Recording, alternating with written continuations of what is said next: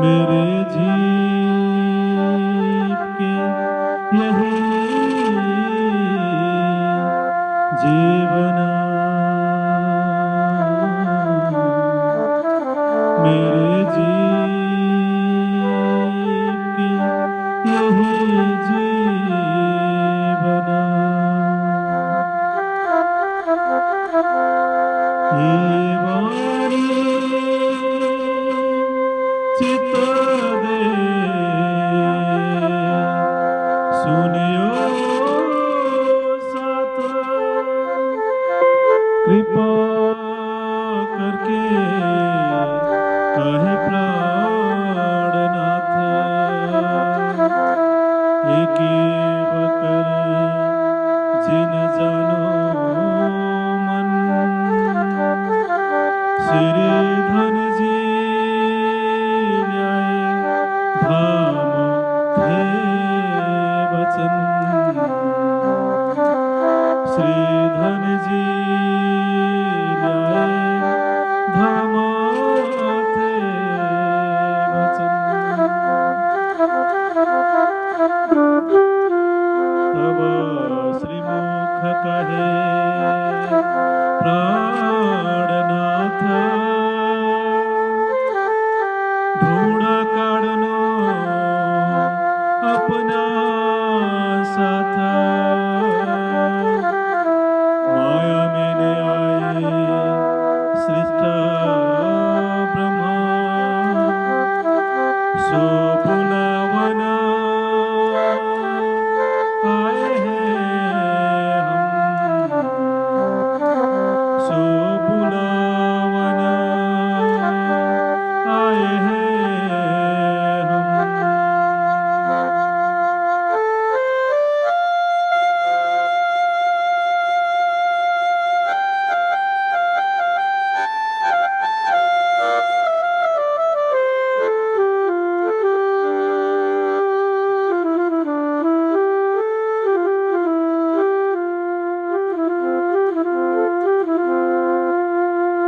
चर्चा प्रारंभ हो रहे, सुनो साथ चित्त दे।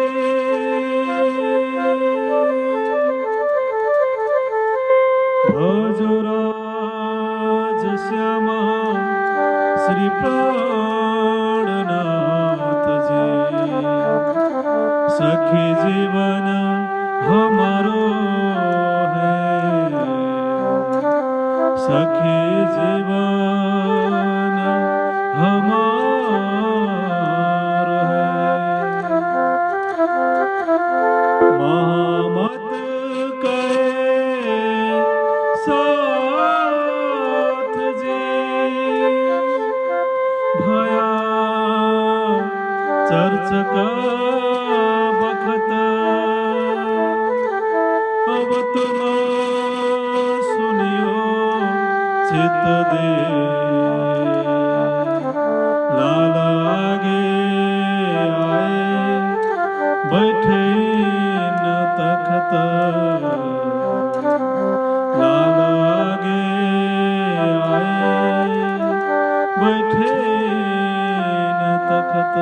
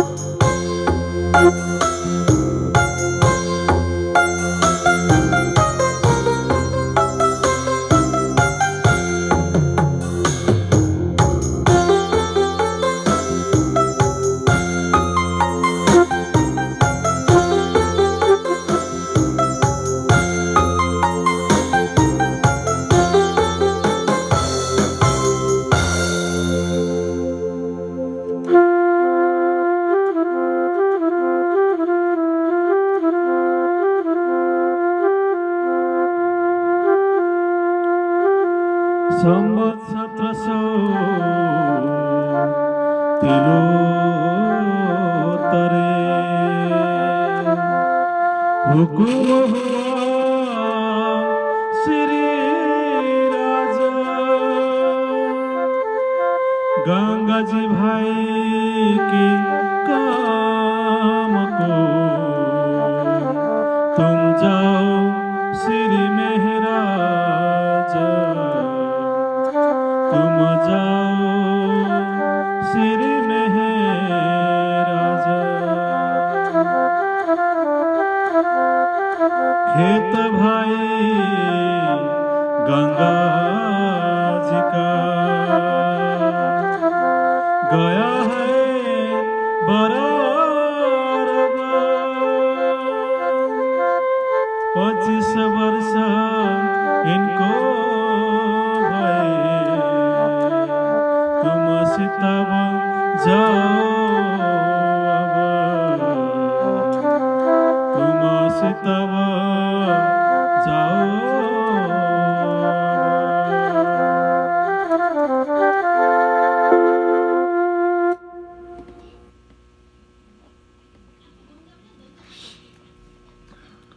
संवत 1700 तिलोत्तरे हुकुम हुआ श्री राज गंगा जी भाई के काम को तुम जाओ श्री महाराज तुम जाओ श्री महाराज। प्रणाम सुंदर जी, प्रणाम जी।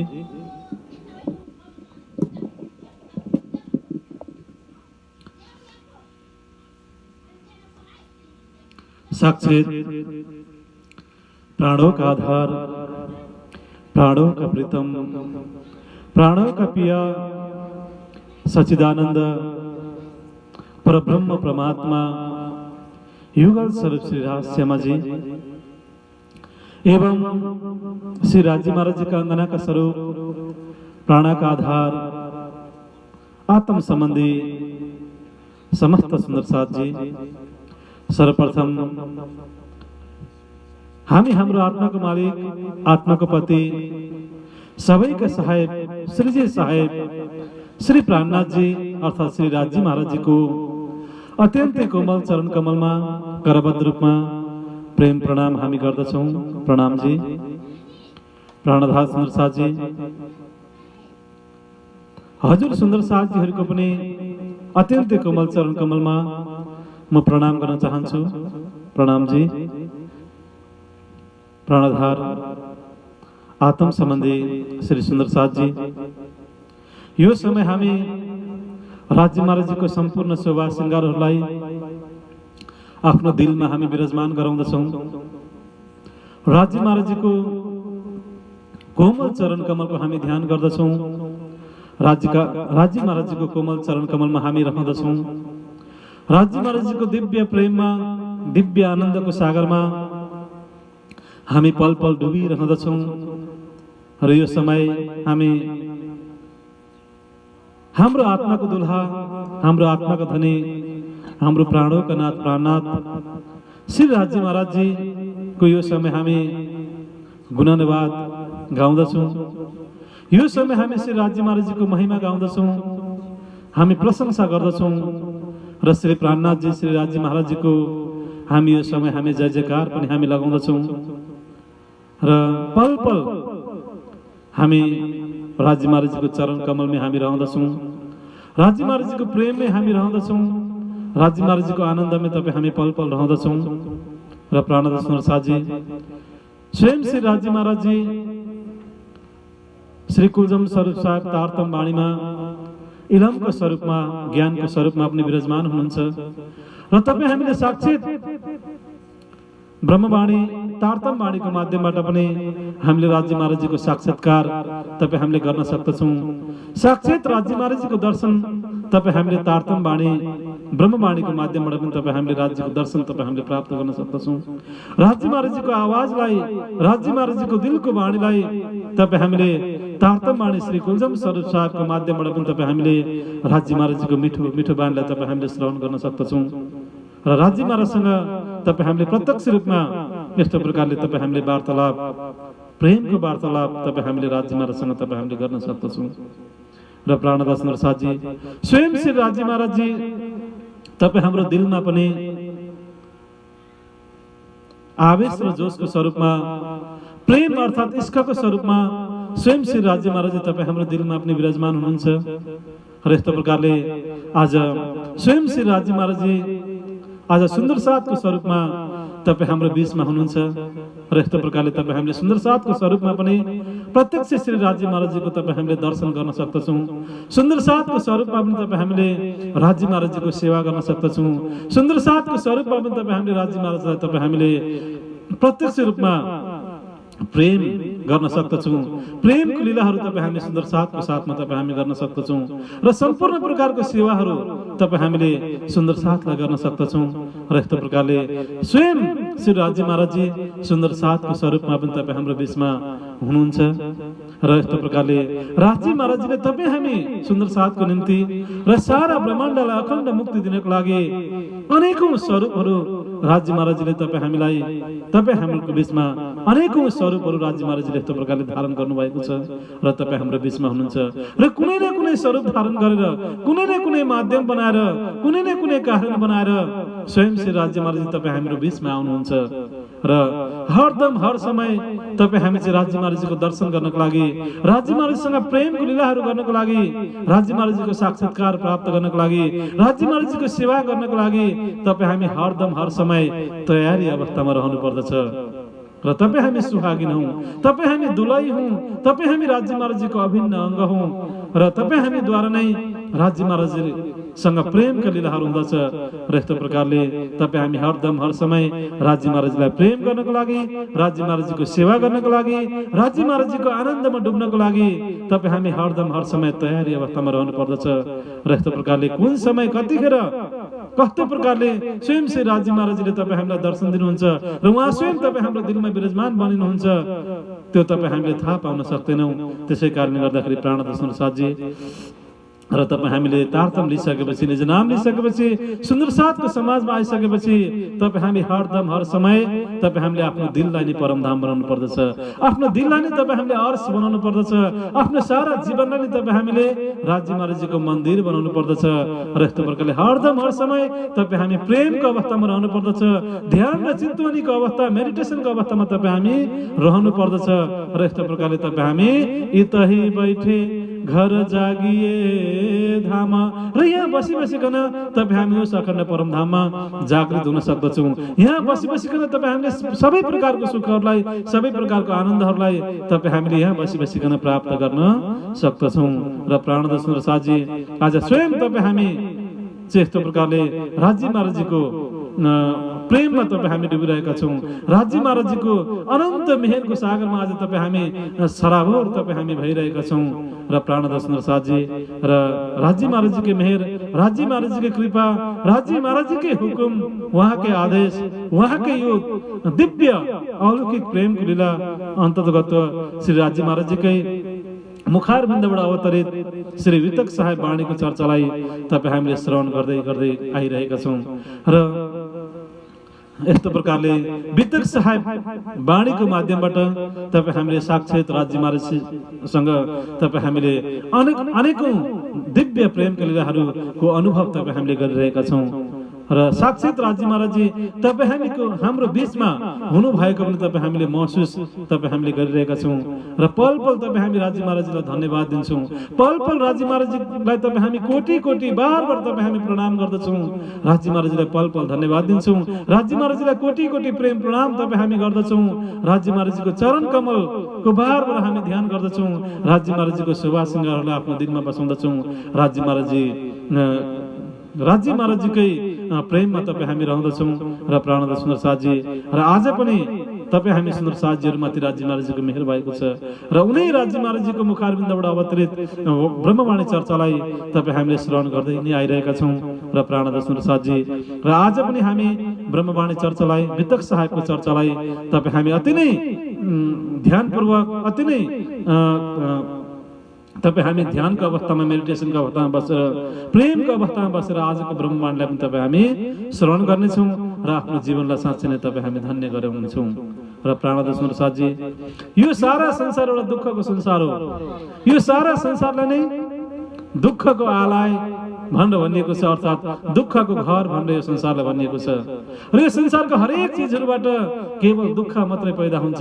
यो संसारको हरेक चिजहरूबाट केवल विरहहरू मात्रै पैदा हुँदछ यो संसार नै एउटा दुःखको घर हो त्यसै कारणले गर्दाखेरि तपाईँ हामी जो कोही पनि कम्ती थोरै जे जस्तो अवस्थामा पनि तपाईँ हामी जो कोही पनि तपाईँ हामी दुखित छौँ संसारमा र आज तपाईँ हामी सुन्दर साथहरू मात्रै केही न केही सुखी छौँ बाँकी सबै संसारमा जति पनि मानव जातिहरू छन् जति पनि तीर्थङ्कर अवतार ऋषि महर्षि ध्यानी तपस्वी जो कोही पनि छन् सबै केही न केही उनीहरूमा दुःख छ केही न केही उनीहरूमा कष्ट छ केही न केही उनीहरूमा अभाव छ कोही तन दुखी कोही मन दुखी कोई धन बिना रहत उदास थोड़ी थोड़ी सब दुखी सुखी जग में ना कोई सुखी जग में ना कोई र यस्तो प्रकारले कोही आफ्नो शरीरलाई हेरेर दुखी छन् कोही तन दुखी कोही मन दुखी र कोही चाहिँ आफ्नो मनबाट दुखित भएका छन् कोही धन बिना रहत उदास र कोही चाहिँ यस्तो प्रकारले भौतिक सम्पत्ति नभएको अवस्थामा पनि उनीहरू दुखी छन् र थोडी थोडी सब दुखी र यस्तो प्रकारले कम्ती कम्ती मात्रामा सबै नै यो संसारमा दुखी छन् सुखी कोही पनि छैनन् र सुखी चाहिँ यदि कोही छन् भने चाहिँ केवल राज्य महाराजजीको प्रेममा डुब्नेहरू राज्य महाराजजीको भक्तिमा डुब्नेहरू राज्य महाराजजीलाई चाहिँ आफ्नो बनाउनेहरू अर्थात् प्रेममा रहनेहरू भक्तिमा रहनेहरू नै उनीहरू नै केही न केही सुखी छन् बाँकी सबै दुनियाँहरू दुखी छन् र यस्तो प्रकारको दुःखको संसारमा तपाईँ हामी छौँ र स्वयं श्री राज्य महाराजजी पनि तपाईँ हामी सुन्दर साथीहरूलाई जागृत गर्नको लागि सारा संसारलाई अखण्ड मुक्ति दिनको लागि यो दुःखको संसारमा अवतरण हुनुभएको छ यो दुःखको सागरमा उहाँ अवतरण हुनुभएको छ र उहाँले पनि हामी ब्रह्म सुन्दर साथीहरूले जसरी हामी सुन्दर साथीहरूले पञ्चभौतिक तनलाई धारण गरेर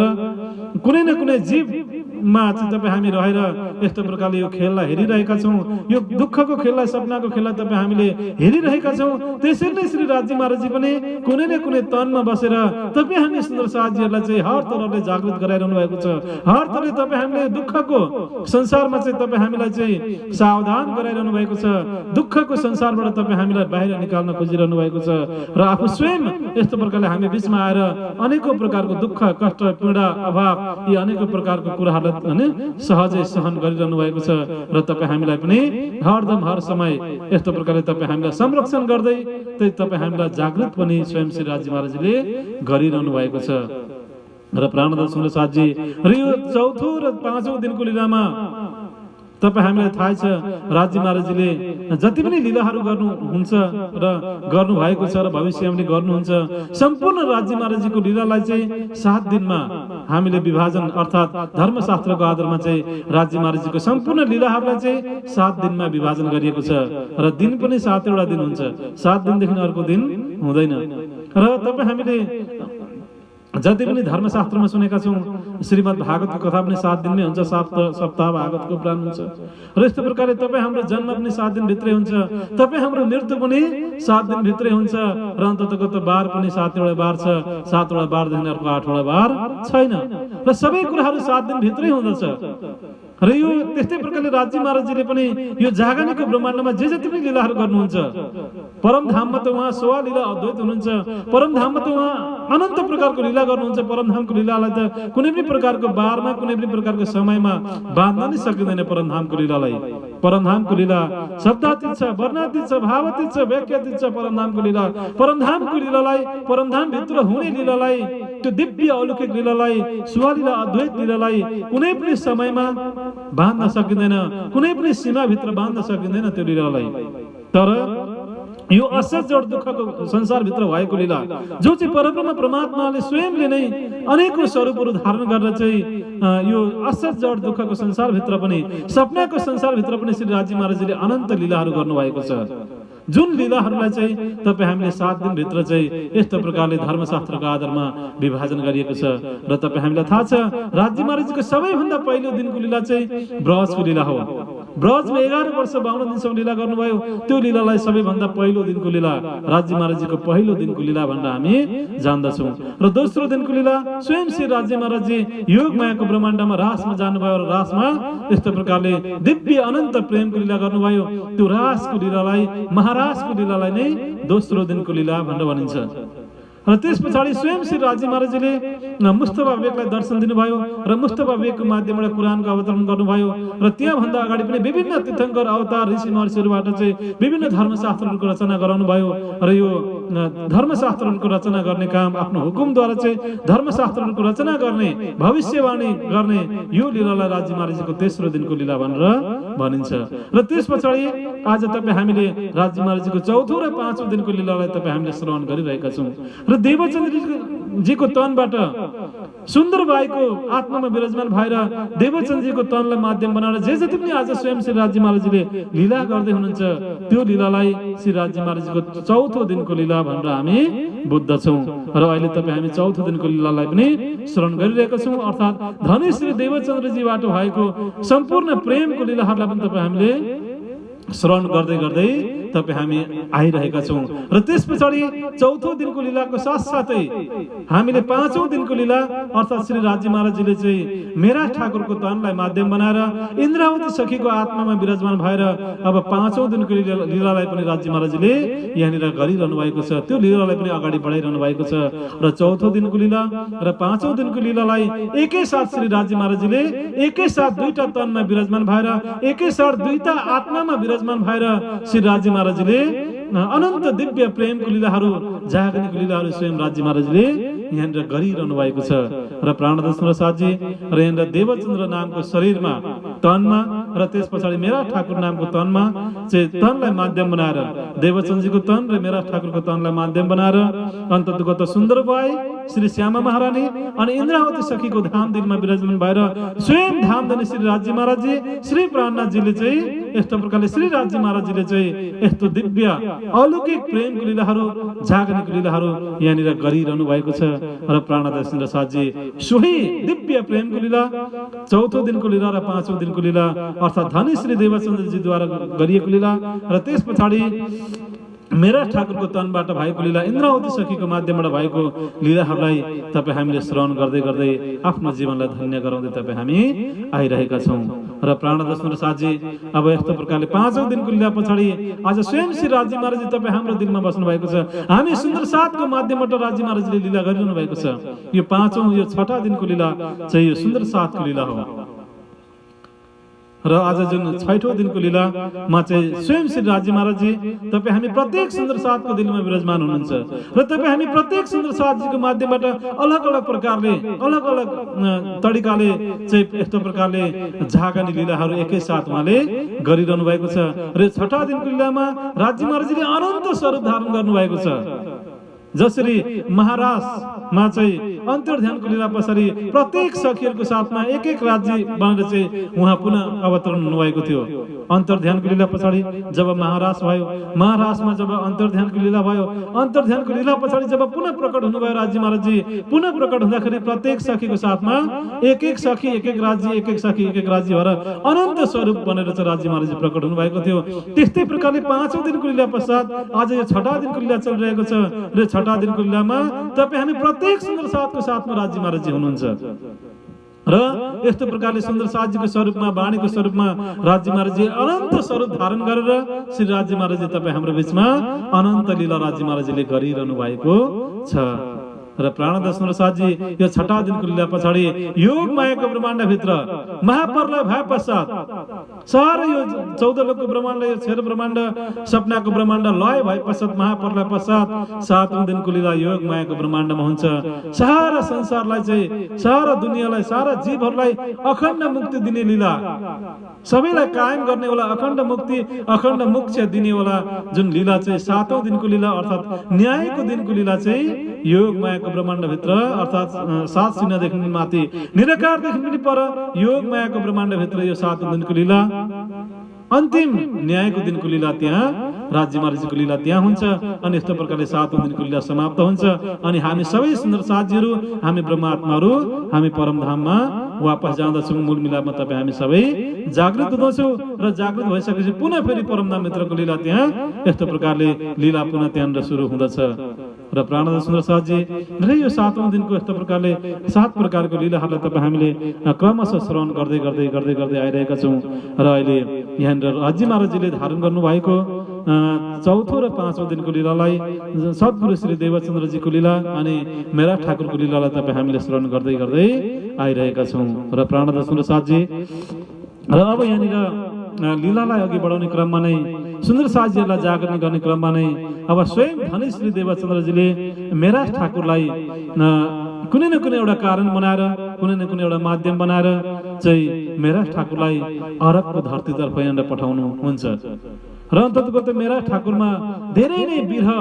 भइरहेको थियो। मेरा ठाकुरमा अनेकौं प्रकारको विरहहरू मेरा ठाकुरमा उत्पन्न भइरहेको थियो। अनेकौं प्रकारको शोकहरू, दुःखहरू चाहिँ प्रकट भइरहेको थियो मेरा ठाकुरमा। र अन्ततगत उहाँको जुन दाजु गोवर्धन ठाकुरको पनि धाम गर्नु भएको थियो। र त्यस पछाडि अर्को दिनमा चाहिँ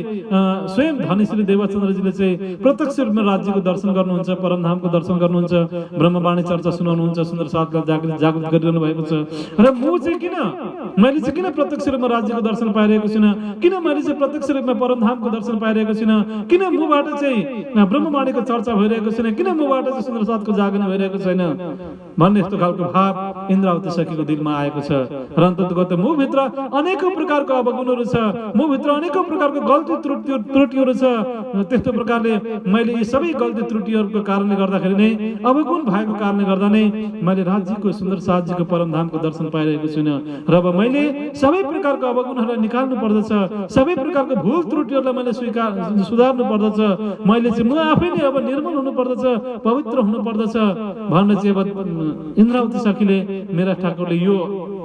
आफूले आफूलाई नै जागने गर्ने, आफूले आफैलाई नै निर्मल बनाउने यो प्रक्रिया उहाँले गरिरहनु भएको छ। अन्तत यो प्रक्रिया गर्ने क्रममा उहाँले अन्नलाई अर्थात् भोजन प्रसादलाई पनि बिल्कुल घटाउनु भएको छ। अर्थात् अन्न भरको पैसा भरको अन्न भनेर यहाँ उल्लेख गरिएको छ। र अत्यन्तै कम्ती मात्रामा मात्रै यस्तो प्रकारले अन्न भोजनहरू ग्रहण गरिरहनु भएको छ। आफ्नो शरीरलाई पनि उहाँले सुकाउनु भएको छ। र अन्ततगत सबै प्रकारको संसारिक चाहनाहरूबाट, संसारिक तृष्णाहरूबाट, संसारिक लोभ लालचहरूबाट उहाँ टाढा हुनुभएको छ, उहाँ अलग हुनुभएको छ। र यस्तो प्रकारले पुरै विरहको पराकाष्ठमा उहाँ चुर्लुममै डुब्नु भएको छ श्री मेरा ठाकुर। र अन्ततगत रात दिन 24 घण्टा आँखाबाट बलिन्द्र आँसु धारा झार्दै, रुँदै, विलाप गर्दै, यस्तो प्रकारले पुकार गर्दै राज्य महाराजजीले ध्यान चित्तनीमा बसिरहनु भएको छ। र अन्ततगत यो अवस्था सुन्दर साथले देखिरहन सकेका छैनन्। स्वयं श्री देवचन्द्रजीले पनि यो मेरा ठाकुरको यो अवस्था देखिरहन सक्नु भएको छैन। र अन्ततगत जसरी गोवर्धन ठाकुरको धाम गर्नुभयो त्यसरी नै आज यहाँ मेरा ठाकुरको पनि धाम गमन हुन लागेको छ। आफ्नो पञ्चभौतिक शरीरलाई नै छोड्ने अवस्था हुन लागेको छ मेरा ठाकुरले। त्यसै कारणले गर्दाखेरि अब सुन्दर साथजीहरूले मेरा ठाकुरलाई चाहिँ बचाउनको लागि, मेरा ठाकुरको त्यो पञ्चभौतिक शरीरलाई पनि राख्नको लागि, र अन्ततगत मेरा ठाकुरको त्यो विरह भावनालाई हटाउनको लागि पनि अन्ततगत यहाँनिर बालबाई लगायत सबै सुन्दर साथीहरू मिलेर स्वयं धनी श्री देवचन्द्रजीले पनि उसँग सल्लाह गरेर र अन्ततगत मेरा ठाकुरलाई चाहिँ विशेष एउटा कारज बनाएर यहाँनिर अरबको धरतीमा सद्गुरु महाराजजीले पठाउनुहुन्छ मेरा ठाकुरलाई। र अन्ततगत मेरा ठाकुरले पनि आफ्नो सद्गुरु महाराजजीको आज्ञालाई स्वीकार गर्नुहुन्छ। आफ्नो शरीरको अवस्था जस्तो भए पनि, आफ्नो लक्ष्य, आफ्नो भाव जस्तो भए पनि अन्ततगत आफ्नो सद्गुरु महाराजजीको सबै प्रकारको आज्ञाहरूलाई उहाँले स्वीकार गर्नुहुन्छ। र अन्ततगत यहाँनिर अब जुन खेता भाइ हुनुहुन्थ्यो खेता भाइ चाहिँ गङ्गाजी भाइको निजै आफ्नै भाइ हुनुहुन्थ्यो र अन्ततको त गङ्गाजी भाइकै परिवारभित्रका गङ्गाजी भाइकै आफ्नै भाइ खेता भाइ चाहिँ लगभग 25 वर्ष अगाडिदेखि अरब भन्ने देशमा चाहिँ बिजनेस व्यापारहरू गरेर बस्दै आइरहनु भएको थियो र अनि अब यहाँनिर गङ्गाजी भाइ त्यस पछाडि बालबाई जो माताजी हुनुहुन्छ र अनि केही सुन्दर साथीहरू सबैजनाले सल्लाह गरेर अब खेता भाइ अरबमा लगभग 25 वर्षदेखि बिजनेस व्यापार गरेर बसिरहनु भएको छ र उहाँका कुनै त्यस्तो खालको त्यो अरबमै चाहिँ कुनै इष्टमित्र परिवारहरू अरू कोही पनि छैनन् र हामी सबै परिवारहरू यहीँनिर छौँ र अन्ततगत हामीले यस्तो प्रकारले उहाँको जागनी गर्नको लागि चाहिँ हामीले मेरा ठाकुरलाई पठायौँ भने मेरा ठाकुरको त्यो विरहको भावना पनि हट्नेछ। त्यो जुन मेरा ठाकुरमा चाहिँ यस्तो प्रकारले शारीरिक रूपमा पनि एक प्रकारको परिवर्तन आउनेछ, उहाँको सोचमा विचारमा परिवर्तन आउनेछ अनि पुनः सुन्दर साथजीको सेवामा जागनीमा मेरा ठाकुरलाई लगाउन सकिनेछ भन्ने र यस्तो अत्यन्तै राम्रो विचारले, अत्यन्तै राम्रो भावले, अत्यन्तै सकारात्मक सोच विचारले सबै सुन्दर साथीहरूले चाहिँ अब मेरा ठाकुरलाई यहाँनिर खेताबाईको घरमा अरब देशमा यस्तो प्रकारले पठाउनुहुन्छ र अन्ततगत अनि स्वयं सद्गुरु देवचन्द्रजीले मेरा ठाकुरलाई हुकुम पनि गर्नुहुन्छ कि हे मेरा ठाकुर, र यो चाहिँ मेरो तिमीलाई आदेश पनि हो, यो मेरो आज्ञा पनि हो र अन्ततगत एक सुन्दर साथ भइसकेपछि एउटा सुन्दर साथीले अर्को सुन्दर साथीलाई जगाउन सक्ने यो पूर्ण अधिकार छ हामीलाई र जति मेरो अधिकार छ त्यति नै अधिकार तिम्रो पनि छ। जसरी मैले आज सुन्दर साथीहरूलाई जागनी गरिरहेको छु, सुन्दर साथीहरूलाई तारतम निज नाम दिएर मैले जागृत गरिरहेको छु, त्यसरी नै आज तिमीले पनि सुन्दर साथीहरूलाई जागृत गर्न सक्छौ। सुन्दर साथीलाई निज नाम तारतम ज्ञान दिएर तिमीले सुन्दर साथीको जमात बढाउन सक्छौ, सुन्दर साथीको जागनी तिमीले गर्न सक्छौ। यो अधिकार म तिमीलाई दिँदैछु भनेर यस्तो प्रकारले सद्गुरु देवचन्द्रजीले मेरा ठाकुरलाई त्यतिखेरै सुन्दर साथीलाई जागनी गर्ने अधिकार, सुन्दर साथीलाई तारतम ज्ञान निज नाम दिने अधिकार उहाँले प्रदान गर्नुभयो। र प्राणनाथ सुन्दर साथी, तपाईँ हामीले परमधामबाट नै यो कबल गरेर आएका छौँ कि मैले चाहिँ यस्तो प्रकारले म भुलिएँ भने मलाई त होइन अरू सुन्दर साथीहरूले मलाई जगाउनु र अरू सुन्दर साथीहरू भुलिए भने म जगाउने छु। यस्तो प्रकारले मैले भुलेँ भने तिमीले मलाई जगाउनु, तिमीले भुल्यो भने म तिमीलाई जगाउँछु र यस्तो प्रकारले एक अर्कामा हामीले जागनी गरेर एक अर्कालाई जगाएर एक अर्कालाई चाहिँ यस्तो प्रकारले मायाबाट निकालेर हामी एकैसाथ वापस परमधाम फर्किनु पर्छ भनेर चाहिँ तपाईँ हामीले परमधामको रङ्गमलको मूलमिलापमा पनि वाचा गरेका छौँ र तारतम्य निज नाम लिँदा पनि तपाईँ हामीले ए सुख देऊ ब्रह्म सृष्टिको तोमय अङ्गना नार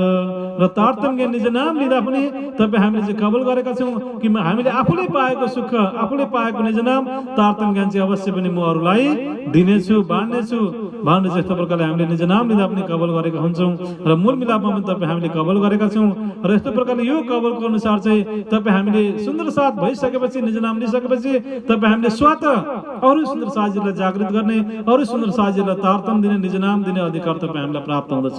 त्यसै कारणले गर्दाखेरि तपाईँ हामीले पनि अरू सुन्दर साथीहरूलाई निज नाम दिएर हुन्छ कि तारतम ज्ञान दिएर हुन्छ कि प्रेम दिएर हुन्छ कि के गरेर हुन्छ, कुनै न कुनै माध्यमबाट चाहिँ तपाईँ हामीले सुन्दर साथीको जागनी गर्नु पर्दछ, सुन्दर साथीहरूलाई जगाउनु पर्दछ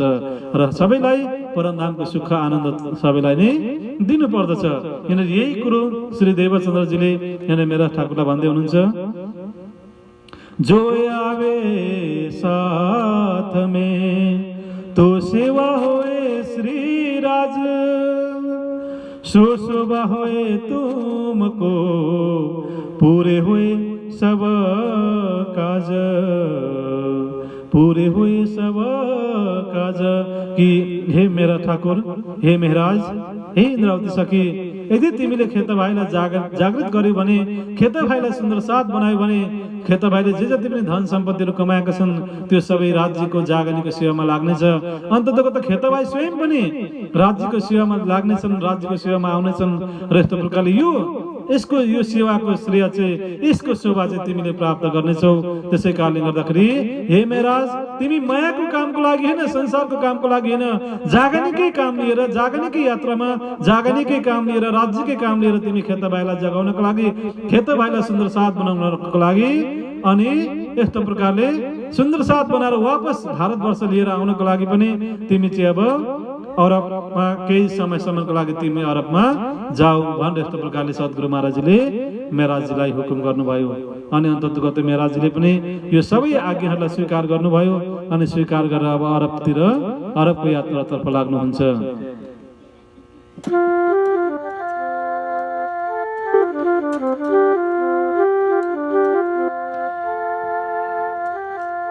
श्री देवचंद्र जी ने कहा सुमान लिया हुकुम नाव चलत बरारव तामे बैठो तुम तामे बैठो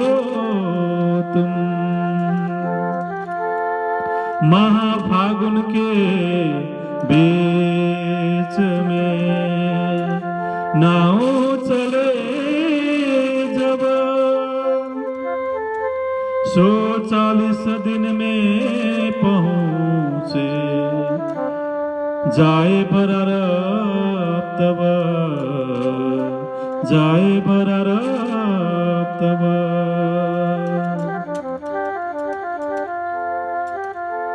खेते को आए मिले दही पाती हाथ बहुत सुख पाया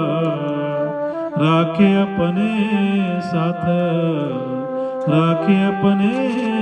साथ।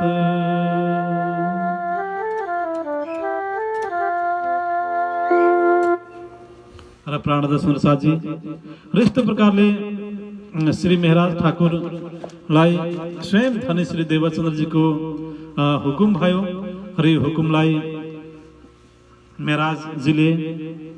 सहस्र स्वीकार गर्नुभयो। अनि अन्ततगत उहाँ भारतवर्षबाट नौतनपुरी धाम जामनगरबाट चाहिँ अरब भन्ने देशमा प्रस्थान गर्नुहुन्छ र त्यतिखेरको समयमा पनि नाउका चल्दथ्यो। नाउकाको माध्यमबाट जहाजको माध्यमबाट नै नौतनपुरी धाम जामनगरबाट चाहिँ अरबको धरतीमा पुग्न सकिन्थ्यो र अन्ततगत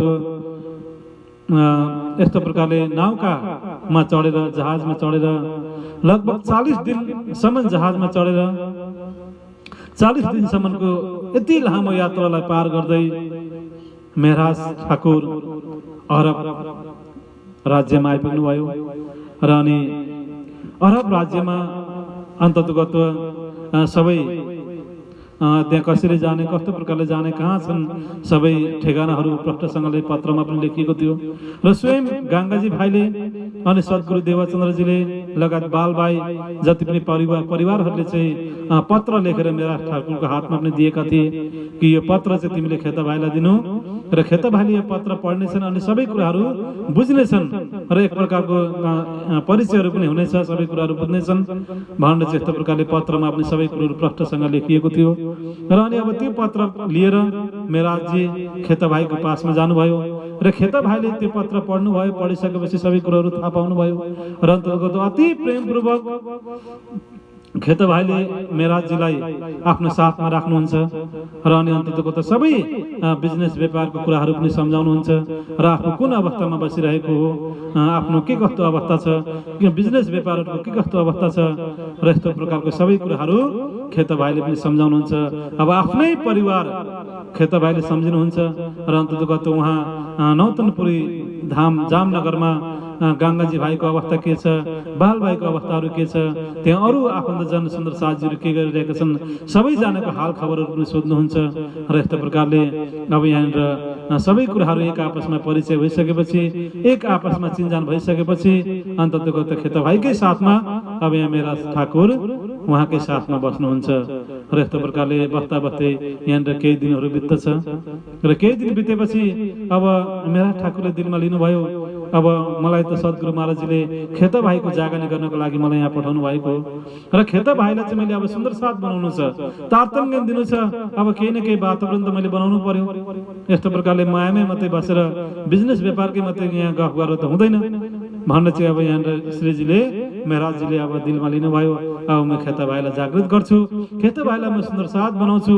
अनि सुन्दर साथ बनिसकेपछि अन्ततगत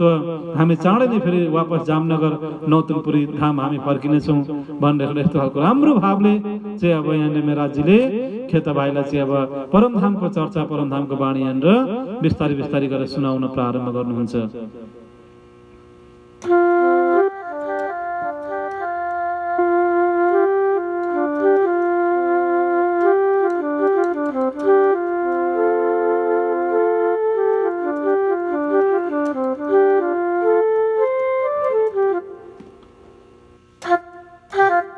श्री तारतम की बातें सुनाई बहुत तक, उनको छाँटन लागहे सब कहे अपने बितक, सब कहे अपने बितक। अब यहाँनिर श्री महाराजजीले सबै प्रकारको ब्रजको, राजको, परमधामको, राज्यको सेवा श्रृङ्गारको जति पनि सुनाउनु पर्ने कुराहरू थियो सबै कुराहरू चाहिँ श्री महाराजजीले खेता भाइलाई सुनाउनु भयो। तर अन्ततगत खेता भाइमा त्यो परमधामको अङ्कुर अवश्य पनि थियो या थिएन, के कस्तो उहाँको अवस्था थियो र धेरै अगाडिदेखि नै उहाँ चाहिँ मायामा चुल्लुमा डुब्नु भएको थियो। बिजनेस व्यापारकै कुराहरू मात्रै बार बार गरिरहनुहुन्थ्यो। अन्ततगत बार बार संसारिक भौतिक सम्पत्तिकै मात्रै उहाँलाई एक प्रकारको लत लागेको थियो। संसारिक भौतिक सम्पत्तिकै उहाँमा एक प्रकारको नशा लागेको थियो र अन्ततगत मायामा यति धेरै चुल्लुमा डुबेका थिए कि त्यति सजिलै मायाबाट खेता भाइलाई निकाल्न त्यति सजिलो थिएन। र यस्तो प्रकारले त्यो नशा, जुन एउटा सम्पत्तिको नशा, बिजनेस व्यापारको नशा, त्यो जुन संसारिक नशा छुटाउन त्यति सजिलो थिएन खेता भाइको। र अन्ततगत धेरै वृद्ध अवस्था पनि खेता भाइ भइसक्नु भएको थियो। र अन्ततगत यस्तो प्रकारले मायामा अत्यधिक डुबेको कारणले गर्दा पनि अनि संसारिक भौतिक धन सम्पत्तिको अत्यधिक नशा भएको कारणले गर्दा पनि अनि एक त फेरि वृद्ध अवस्था भएको कारणले गर्दाखेरि पनि अन्ततगत एउटा जीवको संस्कार नपुगेको कारणले गर्दाखेरि पनि अनि अन्ततगत त्यो निस्वार्थ नाता सायद नभएको कारणले गर्दाखेरि पनि अन्ततगत त्यहाँ धेरै कारणहरूले गर्दा सायद आचरण पनि त्यति सही प्रकारको थिएन होला सायद। र अन्ततगत यी सबै कुराहरूले गर्दाखेरि यहाँनिर खेता भाइले चाहिँ मेरा ठाकुरको त्यो ब्रह्मवाणी चर्चालाई, दिव्य अलौकिक चर्चालाई, मेरा ठाकुरको चर्चालाई चाहिँ अन्ततगत खेता भाइले बुझ्न सक्नु भएन। जति नै प्रयास गरे पनि अब खेता भाइको आत्मालाई जगाउन सक्ने यहाँनिर अवस्था भएन, अर्थात् खेता भाइ यहाँनिर जागृत हुन सकेनन्। र अन्ततगत धेरै प्रयास गर्नुभयो मेराजीले। उहाँभित्र त स्वयं धामधनी श्री राज्य महाराज विराजमान हुनुहुन्छ, साक्षात् इन्द्रावती सखी हुनुहुन्छ उहाँ। र यस्तो प्रकारले साक्षात् इन्द्रावती सखी हुनुहुन्छ, इन्द्रावती सखीको आत्मामा साक्षात् श्री राज्य महाराज विराजमान हुनुहुन्छ। र यस्तो प्रकारले साक्षात् श्री राज्य महाराजजीले नै अन्ततगत खेता भाइलाई ज्ञान, तारतम ज्ञान, आत्मज्ञान निज नाम सुनाउँदाखेरि पनि अन्ततगत एउटा जीवमा संस्कार नपुगेको कारणले गर्दाखेरि चाहिँ अन्ततगत खेता भाइको जुन चेतना जागृत हुन सकेन। खेता भाइ सुन्दर साथ बनिन सक्नु भएन। र अन्ततगत इनको उतले चलो सेवा हो श्रीराज, भाई है गंगा जी का इनसे होता है काज। र अन्ततगत मेरा ठाकुर लागेको थियो कि अब म यिनलाई सुन्दर साथ बनाउने छु र सुन्दर साथ बनाएर अब यिनलाई पनि म जामनगर नौतनपुरी धाम जामनगर लिएर जानेछु। र यिनले जे जति पनि धन सम्पत्तिहरू कमाएका छन् अन्तत यी धन सम्पत्तिहरू पनि म अब जागनीको सेवामा लगाउने छु, सुन्दर साथको सेवामा म लगाउने छु। र यस्तो प्रकारले चाहिँ गङ्गाजी भाइका यी बडे भाइ खेता भाइलाई चाहिँ यस्तो प्रकारले म राज्यको सेवामा म लगाउने छु भनेर चाहिँ धेरै ठुलो एउटा सङ्कल्प लिनुभएको थियो महाराजजीले। तर अन्ततगत यो मायाको खेलमा अन्ततगत यहाँनिर मेरा ठाकुरले चाहिँ अन्ततगत यस्तो प्रकारले खेता भाइलाई चाहिँ जागृत गर्न सक्नु भएन। अब यहाँनिर यस्तो प्रकारले मेराजजीले प्रयास गर्दा गर्दै र अन्ततगत यहाँनिर खेता भाइको अब अन्तिम समयको दिन आइसक्यो। र अन्ततगत खेता भाइले पनि जे जस्तो अङ्कुर भए पनि, जे जस्तो उहाँको आचरण भए पनि, जे जस्तो भए पनि अन्तिम समयमा, मृत्युको घडीमा अन्तिम समयमा चाहिँ जे भए पनि साक्षात् इन्द्रावती सखीको माध्यमबाट चाहिँ केही न केही ब्रह्मवाणी उहाँले सुन्नु नै भयो, केही न केही वाणी चर्चा उहाँले अवश्य पनि सुन्नुभयो। र यस्तो प्रकारले आफ्नो भाग्यमा जति थियो, आफ्नो नसिबमा जति थियो त्यति उहाँले ग्रहण गर्नुभयो। र अन्तर्गत तारतम्य निज नाम नै लिएर तारतम्य लिएर सुन्दर साक्षी बन्न सक्नु भएन र अन्तर्गत यस्तो प्रकारले आफ्नो धाम गमन हुनुभन्दा अगाडि पनि जति पनि आफ्नो धन सम्पत्तिहरू थियो यी सबै कुराहरू चाहिँ मेहराजजीको हातमा उहाँले दिनुभयो र अनि यस्तो प्रकारले जति पनि कागज पत्रहरू थिए जति पनि अब धन सम्पत्ति उहाँले चाहिँ सबैजनालाई चाहिँ विभिन्न प्रकारले दिनुभएको थियो ऋणको रूपमा र जहाँ जहाँ कक्कलाई दिएका थिए त्यो सबै ऋणहरू उठाउने भन्ने कुराहरू र त्यस पछाडि फेरि बिजनेस व्यापारमा जे जति हिसाब किताबहरू थियो त्यो सबै बिजनेस व्यापारको हिसाब किताबहरूको खाता त्यस पछाडि आफ्नो सबै धन सम्पत्तिको ताला चाबी सबै धन सम्पत्तिहरू चाहिँ मेरा ठाकुरको हातमा उहाँले दिनुभयो र अनि यो सारा सम्पत्तिहरू चाहिँ तिमीले लगेर गाङ्गाजी भाइको परिवारमा तिमीले लगेर दिनु त्यो अर्थात् सुन्दर साथको सेवामा लगेर लगाइदिनु भन्ने चाहिँ यो वचन चाहिँ यस्तो भाइले खेता भाइले चाहिँ मेरा ठाकुरलाई दिनुभयो र यस्तो प्रकारले सबै धन सम्पत्तिहरू मेरा ठाकुरको हातमा अर्पण गरेर सुन्दर साथको सेवाको लागि राज्यको सेवाको लागि त्यहाँ जामनगरमा हुने आफन्तजनहरूको लागि चाहिँ यो सेवा चाहिँ तिमीले त्यहाँ लगेर चाहिँ होइन सदुपयोग गरिदिनु भनेर यो वचन भनेर अन्ततगत यहाँनिर खेता भाइले चाहिँ ब्रह्मवाणी चर्चा सुन्दा सुन्दै स्वयं इन्द्रावती सखीको माध्यमबाट चाहिँ राज्यको चर्चा सुन्दा सुन्दै वाणी चर्चा सुन्दा सुन्दै आफ्नो भाग्यमा जे जति थियो त्यति नै ग्रहण गरेर अन्ततगत यहाँ खेता भाइको धाम गमन हुँदछ शारीरिक रूपमा उहाँको मृत्यु हुँदछ र अन्ततगत उहाँ खेता भाइले आफ्नो संसारलाई सधैँ सधैँको लागि छोडिदिनुहुन्छ 4 वर्ष परवाते रहे बरार बजवा खेता पहुँच अपने ठौरको मौत हुआ तब मौत हुआ तब यति लामो समयसम्म प्रयास गर्नुभएछ 1 महिना होइन 2 महिना होइन 1 वर्ष होइन 4 वर्षसम्म खेता भाइलाई जागृत गर्ने प्रयास गर्नुभयो 4 वर्षसम्म खेता भाइको साथमा रहनुभयो श्री मेहराजजी 4 वर्षसम्म खेता भाइको बिचमा रहनुभयो खेता भाइ सँगै रहनुभयो खेता भाइकै घरमा रहनुभयो खेता भाइलाई अनेकौं प्रकारले जागने गर्ने सुन्दर साथ बनाउने प्रयास गर्नुभयो तर जति नै प्रयास गरे पनि जति नै मेहनत गरे पनि अन्ततगत खेता भाइ जागृत हुन सकेनन् सुन्दर साथ बन्न सकेनन् र अन्ततगत सारा आफ्नो बिजनेस व्यापारको खाताहरू सबै कुराहरू सम्झाएर अन्ततगत यस्तो प्रकारले उनी जहाँबाट आएका थिए अन्ततगत त्यही नै गए र यस्तो प्रकारले खेता भाइले आफ्नो पञ्चवत शरीरलाई छोडिदिनु भयो र अब यस पछाडि यहाँले खेता भाइको चाहिँ धाम गमन हुन्छ खेता भाइको धाम गमन भइसकेपछि अब यहाँ मेरा ठाकुर एक्लो बनिनुहुन्छ अनि अब एक्लो भइसकेपछि अब के गर्ने कसो गर्ने अब यहाँनिर अन्योलमा पर्नुहुन्छ मेरा ठाकुर अब यहाँनिर मायाको धेरै ठुलो धक्का मायाको धेरै ठुलो परीक्षा श्री मेहराजजीलाई यहाँनिर हुँदछ र प्राणदास प्रसादजी आउनुहोस् अगाडिको प्रसङ्गलाई हामी अझै अब यो अत्यन्तै मार्मिक अत्यन्तै यो भावुक अत्यन्तै हृदयस्पर्शी प्रसङ्ग अब हजुर हामी समक्षमा अब हामी श्रवण गर्नेछौँ र प्राणदास प्रसादजी अब यहाँनिर यस्तो प्रकारले खेता भाइको धाम गमन भइसकेपछि अब यहाँनिर श्री मेहराजजीलाई धेरै ठुलो मायाको धक्का लाग्दछ धेरै ठुलो दुःख कष्टहरू उहाँले अब झेल्नु पर्दछ र धेरै ठुलो अपमान तिरस्कारहरू पनि उहाँले अब सहनु पर्ने अवस्था हुँदछ र यहाँनिर अब यहाँनिर मायाको यहाँनिर खेल अब यहाँनिर साँच्चीकै अब सुरु हुँदछ र यस्तो मायाको सबै प्रकारको खेलहरूलाई पनि मायाको सबै प्रकारको परीक्षाहरूलाई पनि मायाका सबै प्रकारको दुःख कष्टहरूलाई पनि श्री मेहराजजीले हाँसी हाँसी सहजै स्वीकार गर्नुहुन्छ र अन्ततगत कुनै पनि अवस्थामा विचलित बनिनुहुन्न हरदम हर समय बस राज्यकै चिन्तन गर्नुहुन्छ राज्यकै ध्यान गर्नुहुन्छ अनि राज्यकै चरण कमलको ध्यान गर्दै राज्य महाराजकै चरण कमलमा आफ्नो सुरतालाई पनि पुर्याउनुहुन्छ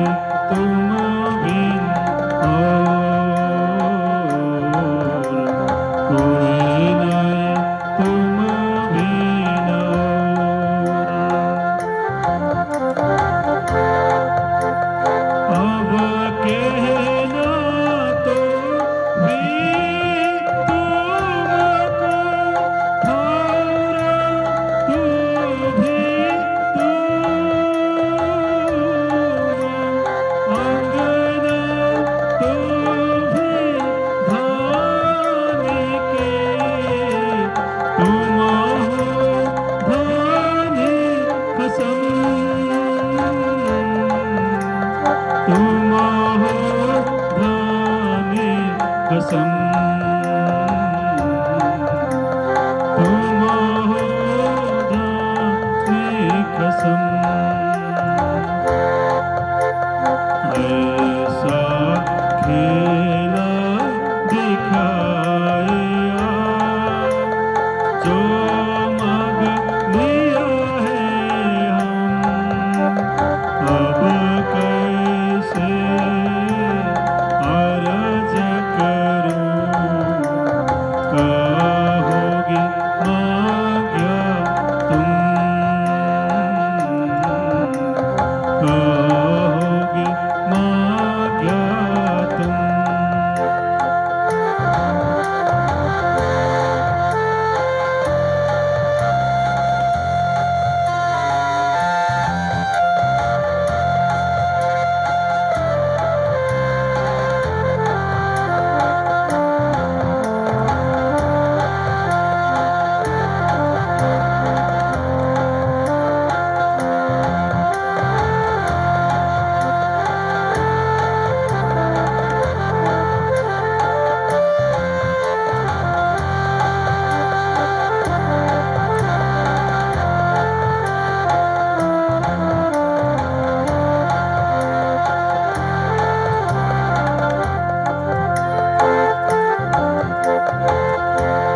सुख व्यास के भागवत में प्रेम न त्रिगुण पास प्रेम बसत ब्रह्म सृष्टि में जो खेले सर ब्रिज रास जो खेले सर ब्रिज रास जो खेले सर ब्रिज रास नवदा से न्यारा कहा सौदे भवन मिनाय सो प्रेम कासे पाए जो बसत गोपिका माय बसत गोपिका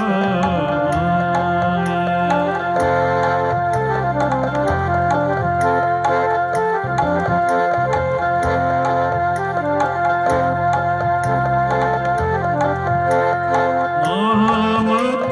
कहे महबूब जी अब दिज पटोड़ा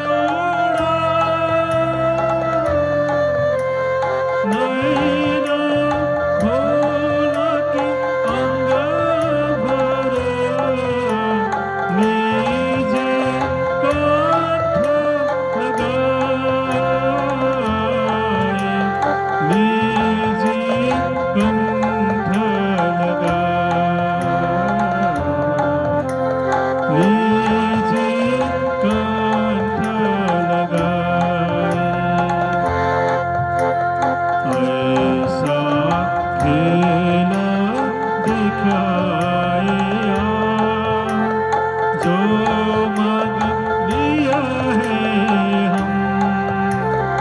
अब कैसे अर्ज करूं कहोगे मांग्या तुम कहोगे मांग्या तुम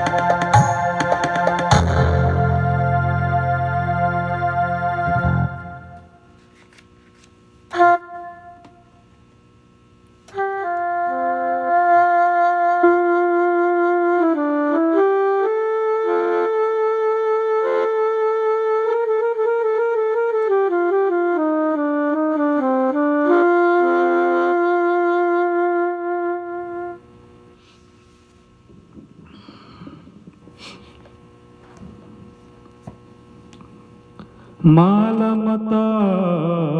बखार पर हुए हाकिम के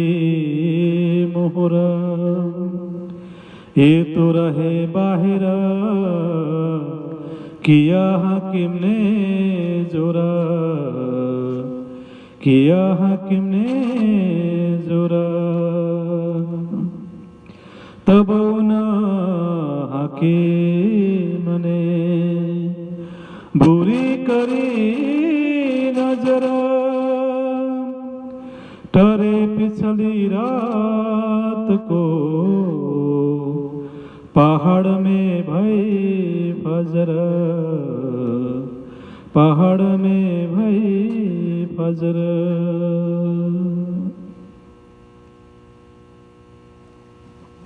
प्राणदास साजी,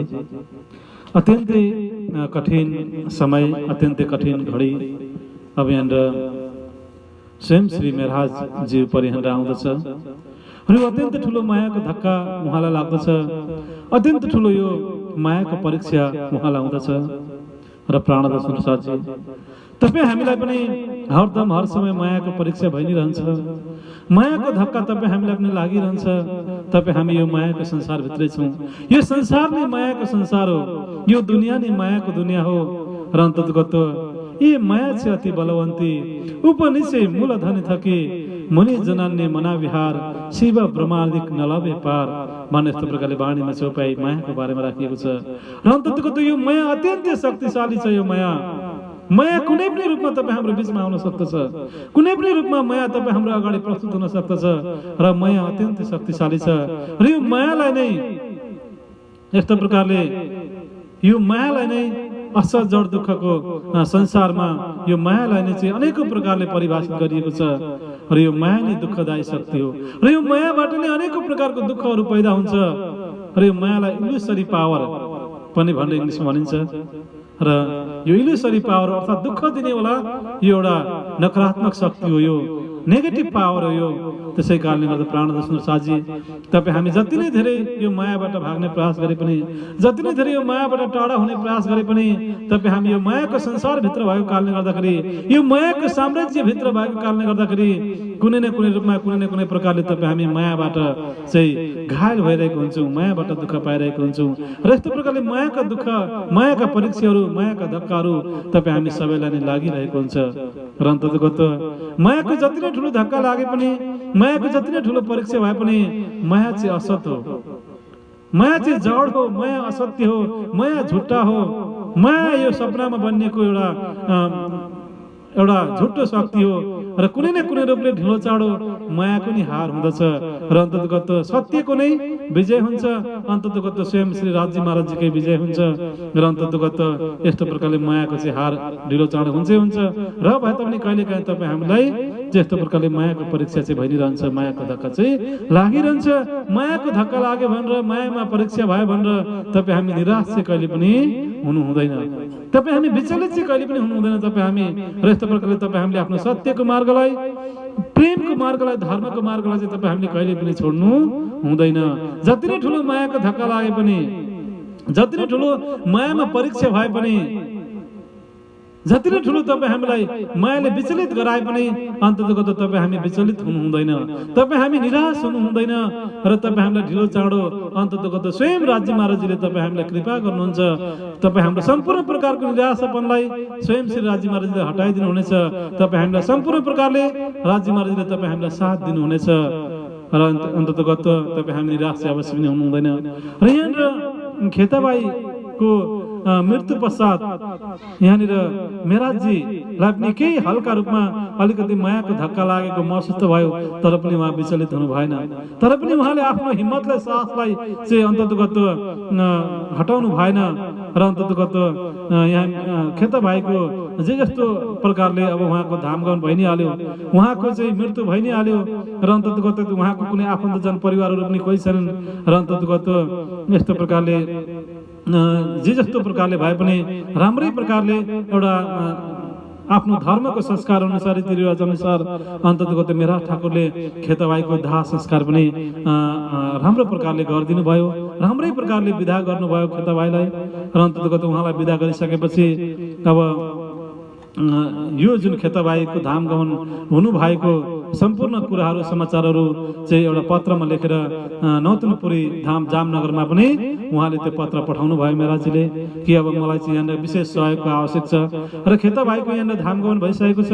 र खेता भाइको धेरै धन सम्पत्तिहरू यहाँनिर छ र त्यो धन सम्पत्तिहरू पनि अब यहाँनिर लिएर आउनुपर्ने अवस्था छ। अहिले म एक्लै यहाँ छु र मलाई विशेष सहयोग गर्नको लागि केही सुन्दर साथीहरूको आवश्यक पनि छ र मलाई केही सुन्दर साथीहरू पनि यस्तो प्रकारले यहाँनिर पठाइदिनु र अन्ततगत यस्तो प्रकारले खेता भाइको जति पनि धन सम्पत्तिहरू छ त्यो धन सम्पत्ति हामी सबै सुन्दर साथीहरू मिलेर यस्तो प्रकारले लिएर आउनेछौँ भनेर चाहिँ यस्तो प्रकारले पत्र पनि मेराजीले चाहिँ नौतनपुरी धाम जामनगर गङ्गाजी भाइको परिवारहरूलाई बाल भाइहरूलाई चाहिँ सद्गुरु महाराजलाई यस्तो प्रकारले पत्र पनि उहाँले पठाउनु भयो र पत्र पठाइसकेपछि र अन्ततगत अब बिस्तारै बिस्तारै यस्तो प्रकारले खेता भाइको चाहिँ मृत्यु भएको किनकि उहाँ धेरै ठुलो एउटा व्यापारी हुनुहुन्थ्यो र सबैजनाको चिर परिचित पनि उहाँ हुनुहुन्थ्यो त्यतिखेरको समयमा त्यतिखेरको जमानामा र अन्ततगत अरब भन्ने देशमा गएर चाहिँ धेरै ठुलो बिजनेस व्यापार गरेर बस्नु भएको थियो र धेरै उहाँले चिर परिचित हुनुहुन्थ्यो सबैजनाले उहाँलाई चिन्दथे र विशेष त्यहाँ त्यही गाउँको मुखियासँग पनि राम्रै उहाँको परिचय चिन्जान थियो र अन्ततगत यस्तो प्रकारले खेता भाइको धाम गमन मृत्यु भइसकेपछि अन्ततगत त्यहाँ मेरा ठाकुर एक्लो हुनुभयो र अन्ततगत एक्लो भइसकेपछि उहाँ अलिकति निराश भएर अब के गरौँ कसो गरौँ कस्तो प्रकारले यो धन सम्पत्तिलाई चाहिँ वापस भारतवर्षमा लिएर जाउँ अनि कस्तो प्रकारले यो जुन उहाँको जति पनि हिसाब किताबहरूको छ यी सबै कुराहरूलाई कस्तो प्रकारले मिलाउँ भनेर अलिकति चिन्तन गर्दै अलिकति चिन्ताको अवस्थामा रहँदै चाहिँ अन्ततगत एउटा काहीँ बाहिर स्वच्छ वातावरणमा चाहिँ घुमिरहनु भएको थियो र अन्ततगत यहाँनिर होतै समयमा चाहिँ अब यहाँनिर मेरा ठाकुर पनि एक्लो हुनुभयो र अन्ततगत त्यहाँ खेता भाइको पनि यहाँनिर मृत्यु भयो र अब खेता भाइको धेरै धन सम्पत्तिहरू थियो र अब त्यो धेरै धन सम्पत्तिमाथि चाहिँ त्यही गाउँको मुखियाको नजर लाग्दछ र अन्ततगत त्यो मुखिया जुन त्यो गाउँको एउटा जुन मुखिया थियो र त्यो मुखियाले चाहिँ आफ्नो दिलमा चाहिँ आफ्नो मनमा नराम्रो चिताउँदछ अब चाहिँ म यो अरबको सम्पत्तिलाई कुनै पनि प्रकारले म भारतवर्ष जान म दिदिनँ। यो अरबभित्रको सम्पत्ति जसले कमाए पनि जसरी कमाए पनि यो चाहिँ एउटा अरब राज्यको सम्पत्ति हो र यो सम्पत्ति चाहिँ यो आफ्नो देशबाट अर्को देशमा म जान दिन्न भने अलिकति उसको देशभक्तिको भावना पनि थियो सायद त्यो मुखियाको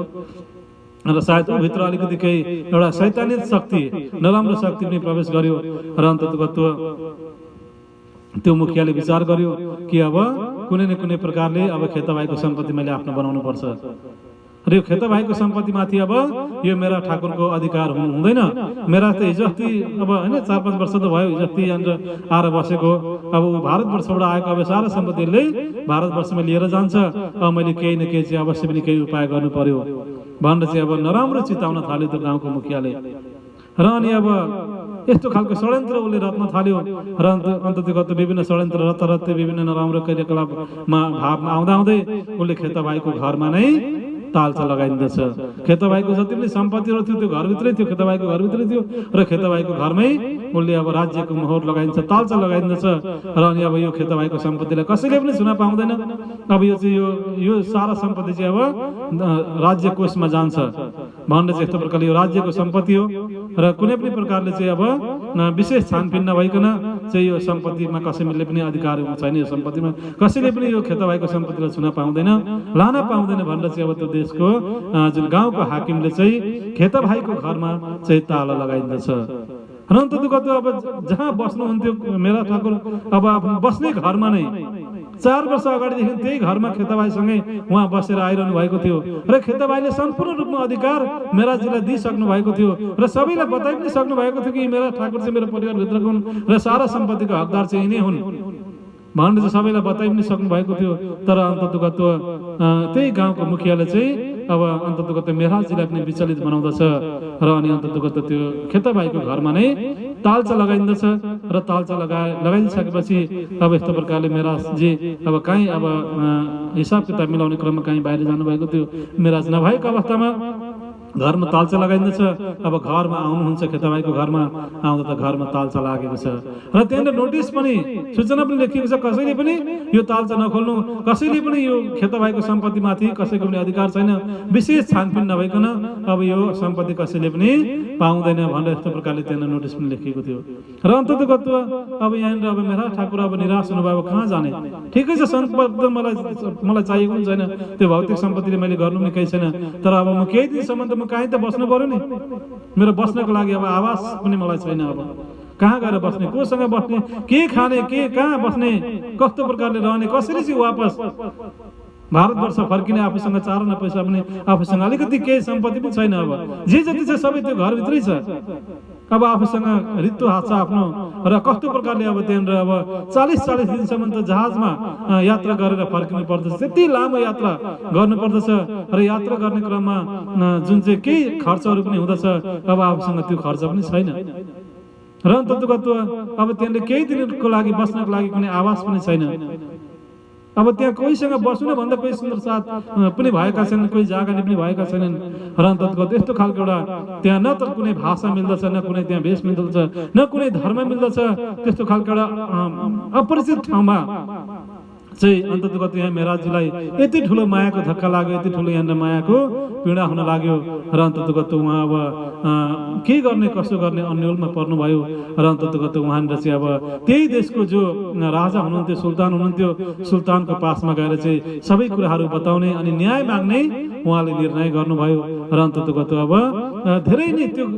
गाउँको हाकिमलाई पनि गएर बिन्ती गर्नुभयो, धेरै नै अर्जी पुकारहरू गर्नुभयो र यस्तो प्रकारले म माथि अन्य अत्याचार नगर्नुहोस्, मलाई न्याय दिनुहोस् र त्यो खेताबाईको धन सम्पत्ति सबै उहाँको हिसाब किताबहरू मेरो हातमा छ, उहाँले प्रत्यक्ष रूपमा सबै कुराहरू मलाई भनेर गइसक्नु भएको छ, आज 4 वर्ष अगाडिदेखि म उहाँकै बिचमा छु र अन्ततगत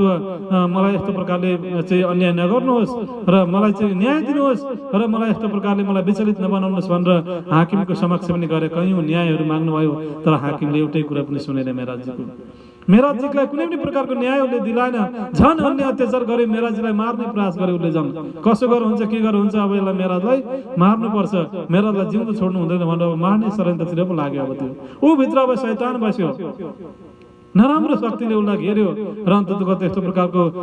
त्यो हाकिमको पनि त्यस्तो खालको चालचलन देखेर अनि अन्ततगत अब मेराजजी चाहिँ अब त्यही अरब देशको जुन राजा सुल्तान छन् त्यो सुल्तानको पासमा गएर न्याय माग्नको लागि अब सुल्तानको पासमा जानुहुन्छ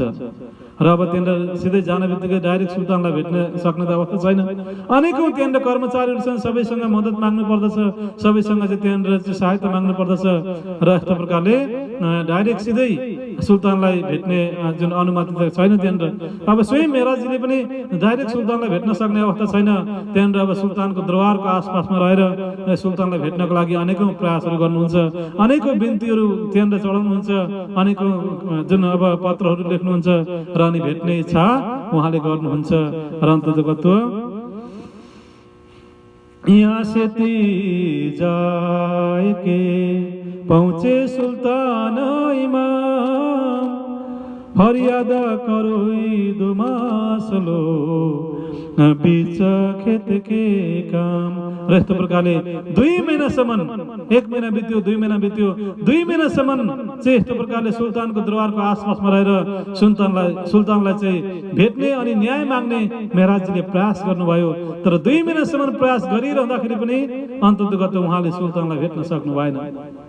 त्यहाँका कर्मचारी दरबारीहरूले सुल्तानलाई भेट्नै दिएनन् र अन्ततगत मेरा ठाकुरलाई चाहिँ यस्तो प्रकारले त्यहाँनिर 2 महिनासम्म चाहिँ त्यहाँनिर घुम्दाखेरि पनि प्रयास गर्दाखेरि पनि सुल्तानलाई भेट्न दिएनन् र यस्तो प्रकारले कुनै पनि प्रकारको न्याय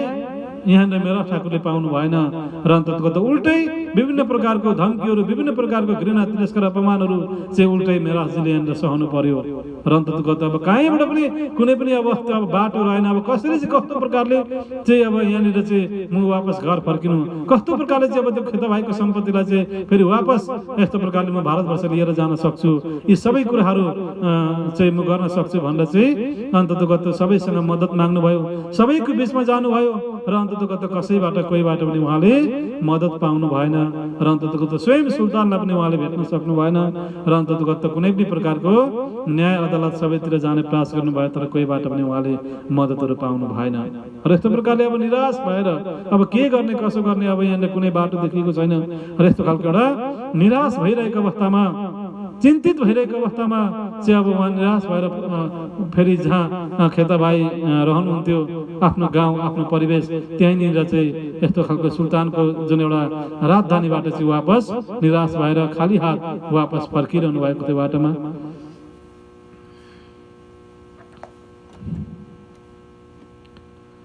तब उतसे पीछे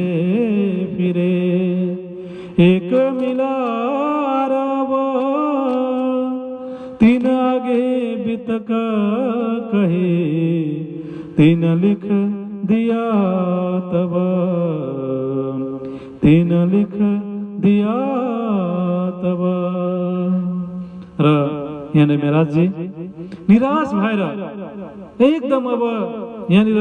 मायाको धेरै ठुलो धक्का लाग्यो, मायाको धेरै ठुलो परीक्षाहरू भइरहेको छ। अब के गर्ने कसो गर्ने उहाँले केही निर्णय लिन सकिरहनु भएको छैन। त्यस्तो प्रकारले निराश भएर उहाँहरू वापस फर्किरहनु भएको थियो। वापस फर्किरहेको अवस्थामा अब यहाँनिर एकजना अरबको भेषमा, जुन एउटा अरबको धरतीमा अरबको राज्यमा जुन त्यहाँका जनताहरूले जस्तो खालको भेष प्रकारको लगाउँदछन्, कपडाहरू लगाउँछन्, त्यस्तै खालको एउटा अरबको भेषमा चाहिँ एकजना शख्सले, एकजना मानिसले मेराजीलाई चाहिँ यहाँनिर भेट्नुहुन्छ। जस्तो एकजना अरबको भेषमा एकजना मानिससँग चाहिँ यहाँनिर मेराजीको यस्तो खालको बाटोमा भेट हुँदछ। र प्राणनाथ सुरसाजी, तपाईँ हामीलाई थाहा छ श्री राजी महाराज चाहिँ अनन्त गन्जानगञ्ज प्रेमको सागर हुनुहुन्छ। उहाँ चाहिँ सम्पूर्ण दयाको सागर हुनुहुन्छ, मेहरको सागर हुनुहुन्छ। उहाँले कसैलाई पनि निराश गराउनुहुन्न। अनेकौं प्रकारको मायाका परीक्षाहरू आइ नै हाल्छन्, अनेकौं प्रकारको मायाको धक्काहरू लाग्दछन्। सारा संसारमा घृणा, तिरस्कार, अपमान, निन्दा, विरोधहरू हुँदछ। यी सबै कुरोहरूलाई तपाईँ हामीले सक्यौँ भने, यी सबै कुराहरूबाट तपाईँ हामीले चाहिँ निराश नभइकन यी सबै कुरालाई सहन गर्यौँ भने अवश्य नै श्री राजी महाराजले तपाईँ हामीलाई मेहर गर्नुहुन्छ, कृपा गर्नुहुन्छ। कसैलाई पनि कुनै पनि अवस्थामा कहिले पनि श्री राजी महाराजले निराश गराउनुहुन्न। र यस्तो प्रकारले कुनै न कुनै स्वरूपमा, कुनै न कुनै रूपमा श्री राजी महाराज प्रत्यक्ष तपाईँ हाम्रो बिचमा आउनुहुन्छ अनि उहाँले तपाईँ हामीलाई सहयोग गर्नुहुन्छ। उहाँले तपाईँ हामीलाई बाटो देखाउनुहुन्छ। तपाईँ हामी बाटो अल्मलियौँ भने पनि स्वयं श्री राजी महाराजले तपाईँ हामीलाई बाटो देखाउनुहुन्छ। तपाईँ हामीले बाटो बिरायौँ भने पनि स्वयं श्री राजी महाराजले तपाईँ हामीलाई बाटो देखाइदिनुहुन्छ। र तपाईँ हाम्रो हात समातेर तपाईँ हाम्रो गन्तव्यसम्म उहाँले पुर्याउनुहुन्छ। र तपाईँ हामीलाई के गर्ने के नगर्ने, तपाईँ हामी अन्योलमा परेको बेलामा,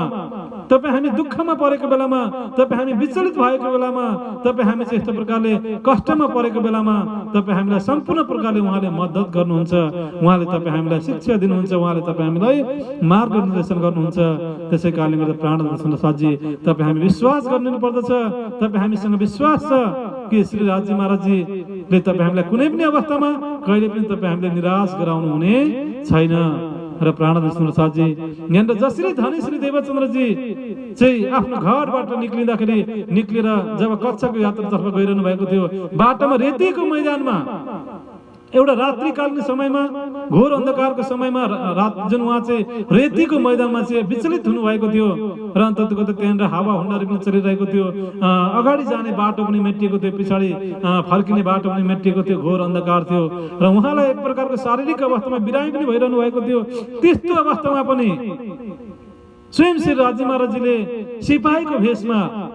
चाहिँ श्री धनी श्री देवचन्द्रजीलाई प्रत्यक्ष रूपमा दर्शन दिएर देवचन्द्रजीको कुम्लो बोकेर देवचन्द्रजीको हात समाउँदै कक्षासम्म लगेर चाहिँ छोडिदिनु भएको थियो राज्य महाराजले। र यस्तो प्रकारले सिपाहीको स्वरूपमा आएर श्री देवचन्द्रजीलाई दर्शन दिनुभएको थियो। देवचन्द्रजीको सबै रोग बिमारहरूलाई आफ्नै हातले छोएर निको पारिदिनु भएको थियो। आफ्नै हातले देवचन्द्रजीको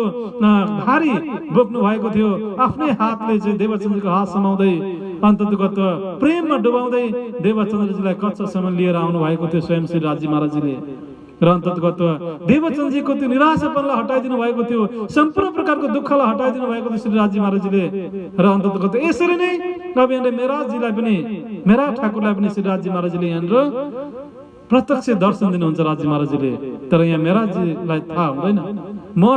पछि महसुस गर्नुहुन्छ उहाँले।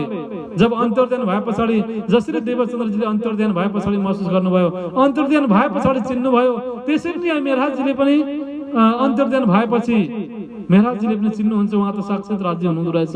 अरबको भेषमा चाहिँ मलाई दर्शन दिएर चाहिँ यस्तो प्रकारले उहाँले नै मलाई यो सबै कुराहरू मलाई मार्गदर्शन गर्नुभयो, उहाँले नै मलाई मद्दत गर्नुभयो र अन्ततको मेरो साथमा त राज्य हुनुहुँदो रहेछ, मलाई मद्दत गर्नेवाला त राज्य हुनुहुँदो रहेछ, मेरो दुःख कष्ट हरेक क्षणमा साथ दिनेवाला राज्य हुनुहुँदो रहेछ। म एक्लो रहेनछु, मलाई त मेरो साथमा स्वयं धामधनी श्री प्राणनाथजी श्री राज्य महाराजजी मेरो साथमा हुनुहुँदो रहेछ, म एक्लो रहेनछु भन्ने महसुस हुँदछ। पछि मेहराजजीलाई र अन्ततगत स्वयं श्री राज्य महाराजजी अरबको भेषमा अरबी भेषमा चाहिँ अन्ततगत स्वयं श्री राज्य महाराजजीले मेहराजजीलाई यस्तो खालको विचलित अवस्थामा, अत्यन्तै दुःखको अवस्थामा, अत्यन्तै पीडाको अवस्थामा चाहिँ अब यहाँनिर राज्य महाराजजीले मेहराजजीलाई दर्शन दिनुहुन्छ। र प्राणदर्शन साथजी र तपाईँ हामीलाई पनि मायाको धेरै धक्का लाग्यो भने, धेरै दुःख कष्ट भयो भने, धेरै पीडा भयो भने तपाईँ हामीले पनि राज्यलाई याद गर्यौँ भने, राज्यको मनन चिन्तन ध्यान गर्यौँ भने राज्य महाराजले तपाईँ हामीलाई कुनै न कुनै स्वरूपमा दर्शन दिनुहुन्छ। राज्य महाराजले हामीलाई कहिल्यै पनि कुनै पनि अवस्थामा निराश गराउनुहुन्न। र यहाँनिर आफ्नै अङ्गना इन्द्रावती सखीलाई त निराश बनाउने कुरै थिएन। इन्द्रावती सखीबाट नै जागनीको विस्तार गर्नु थियो, तारतम्यको विस्तार गर्नु थियो। यो त एउटा साधारण परीक्षा मात्रै थियो, अझै ठुलो परीक्षा आउनु त बाँकी नै छ। अब यो त एउटा साधारण एउटा परीक्षा भित्रको एउटा सानो झलक मात्रै थियो। मेरा ठाकुरलाई सबै लीलाहरू थाहा भइरहेको छैन। र अन्ततगत यहाँनिर जब उतसे पीछे फिरे एक मिला रब तिन आगे बितक कही तिन लिख दिया तब। अन्ततगत यस्तो प्रकारले अरबको भेषमा श्री राज्य महाराजले मेहराजजीलाई प्रत्यक्ष रूपमा दर्शन दिनुभयो। र दर्शन दिइसकेपछि उहाँ तब साधारण अरबको भेषमा एकजना साधारण मानिस हुनुहुन्छ। अब श्री मेहराजजीले सबै कुराहरू चाहिँ अब उहाँले सोध्नुभयो, अरे तिमी त निराश देखिरहेको छौ, तिमीलाई के भयो, तिमी कहाँ गएर आएको हौ? तिमी यस्तो प्रकारले पहिले स्वयं श्री राज्य महाराजले सोध्नुभयो मेहराजजीलाई, तिमी त होइन अब यसो अनुहार हेर्दाखेरि पनि तिम्रो जुन यो वातावरण देख्दा पनि अत्यन्तै निराश देखिरहेको छौ, अत्यन्तै चिन्तित देखिरहेको छौ, तिमीलाई के भयो मलाई भन, मैले सकेको म मद्दत गर्छु भन्ने यस्तो प्रकारले मद्दत गर्ने जुन अवगत गराउनु भयो। र अन्ततगत तिमी कहाँ पुगेर आएको, कोसँग भेटेर आएको, भेट्यौ कि भेट्यौ नै सबै कुराहरू सोधखोज गर्नुभयो। र अन्ततगत श्री मेहराजजीले सबै आफ्नो बितकहरू कि अन्ततगत खेतभाइ सँग जे जति उहाँले बस्नुभयो र त्यस पछाडि खेतभाइको सारा धन सम्पत्तिहरूको बारेमा, त्यस पछाडि फेरि सुल्तानलाई चाहिँ भेट्न गएको, भेट्न नसकेको यी सबै कुराहरू आफ्नो सबै वृत्तान्तहरू चाहिँ बताउनु भयो। र बताइसकेपछि अब ती अरबको भेषमा स्वयं श्री राज्य महाराजले मार्गदर्शन दिनुहुन्छ कि हे मेहराज, तिमी निराश नहौ, अझै पनि केही आशका केही बाटोहरू छन् कि अब तिमीलाई ती दरबारीहरूले, ती कर्मचारीहरूले चाहिँ तिमीलाई सुल्तानसँग भेट्न दिएनन् भने अब सुल्तान चाहिँ दिनै पछि अब बिहानको समयमा दिनै पछि मस्जिदमा चाहिँ नमाज पढ्नको लागि सुल्तान आउने गर्दछन्। र अन्ततगत त्यतिखेर चाहिँ धेरै अब कर्मचारी पनि हुँदैनन् उनको साथमा, केही सैनिकहरू मात्रै उनको साथमा हुन्छन्। र केही सैनिकको साथमा चाहिँ यस्तो प्रकारले आफ्नो दरबारबाट बाहिर निक्लिन्छन् र बाहिर निक्लेर अलिकति बाटो हुँदै केही मार्ग हुँदै मस्जिदमा छेउकै मस्जिदमा जान्छन् र मस्जिदमा गएर सधैँ नमाज पढ्ने गर्छन्। सुल्तान अति नै धार्मिक स्वभावका सुल्तान छन्, सुल्तानले नमाज पढ्ने गर्छन्। र त्यही समयमा तिमी बिहानको समयमा सुल्तानले जुन नमाज पढ्ने समयमा चाहिँ तिमी त्यो जुन सुल्तान आउने बाटोमा तिमी त्यहाँनिर जानु र बाटोमा गएर सिधै कुनै पनि शाही सैनिकहरूलाई चाहिँ कुनै पनि प्रकारले आज्ञा नलिकन सुल्तान आइरहेको अवस्थामा डाइरेक्ट सुल्तानको पासमा गएर चाहिँ सुल्तानले जुन लगाउनु भएको दुपट्टालाई समाउँदै डाइरेक्ट सुल्तानलाई चाहिँ भन्नु कि हे सुल्तान, आज तिम्रो राज्यमा मैले न्याय पाइरहेको छुइनँ, आज म अन्यायमा परेको छु, मैले न्याय पाइरहेको छुइनँ। यदि हजुरले मलाई न्याय दिनु भएन भने अन्तिम कियामतको दिनमा म स्वयं खुदासँग अल्लाहसँग यसरी नै म तपाईँको यो जुन दुपट्टा तान्दै म तपाईँसँग म न्याय माग्नु छु अल्लाहको साथमा भन्ने चाहिँ यस्तो प्रकारले कियामतको जुन प्रसङ्ग ल्याएर चाहिँ यस्तो प्रकारले तिमीले त्यहाँनिर सुल्तानसँग न्याय माग्नु, अवश्य पनि सुल्तानले तिम्रो न्यायलाई आवाजलाई सुन्नेछन्, तिम्रो अवश्य पनि न्याय गर्नेछन् सुल्तानले भन्ने यस्तो प्रकारले अरबको भेषमा चाहिँ स्वयं श्री राज्य महाराजले मेहराजजीलाई चाहिँ यस्तो प्रकारले उपदेश दिनुभयो, आग्रह गर्नुभयो। र र तिमी कुनै पनि प्रकारले नडराउनु, सुल्तानले तिमीलाई केही पनि गर्दैनन्। न्याय माग्न त जहीँ पनि पाइन्छ र अन्ततगत तिमी नडराइकन निडर भएर साहसी भएर तिमीले सुल्तानको पछ्यौरा समाउँदै दुपट्टा समाउँदै न्याय माग्नु। यदि तिमीले न्याय दिएनौ भने म अन्तिम न्यायको दिन खुदासँग अल्लाहसँग म यसरी नै तिम्रो दुपट्टा तान्दै म न्याय माग्नेछु।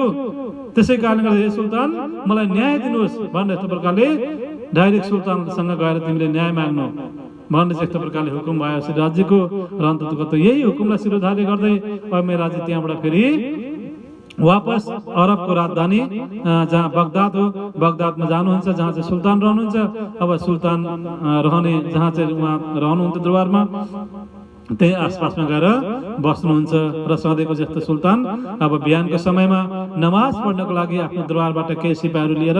मस्जिदतर्फ निक्लिनुहुन्छ। र त्यो मस्जिदतर्फ निक्लिरहेकै अवस्थामा चाहिँ अब मेहराजीले सुल्तानको दुपट्टा समाएर जसरी अघि यहाँनिर अरबको भेषमा राजी महाराजीले भन्नुभएको थियो त्यसरी नै सुल्तानको चाहिँ दुपट्टा समाएर दुपट्टालाई झड्काउँदै अत्यन्तै साहसी भएर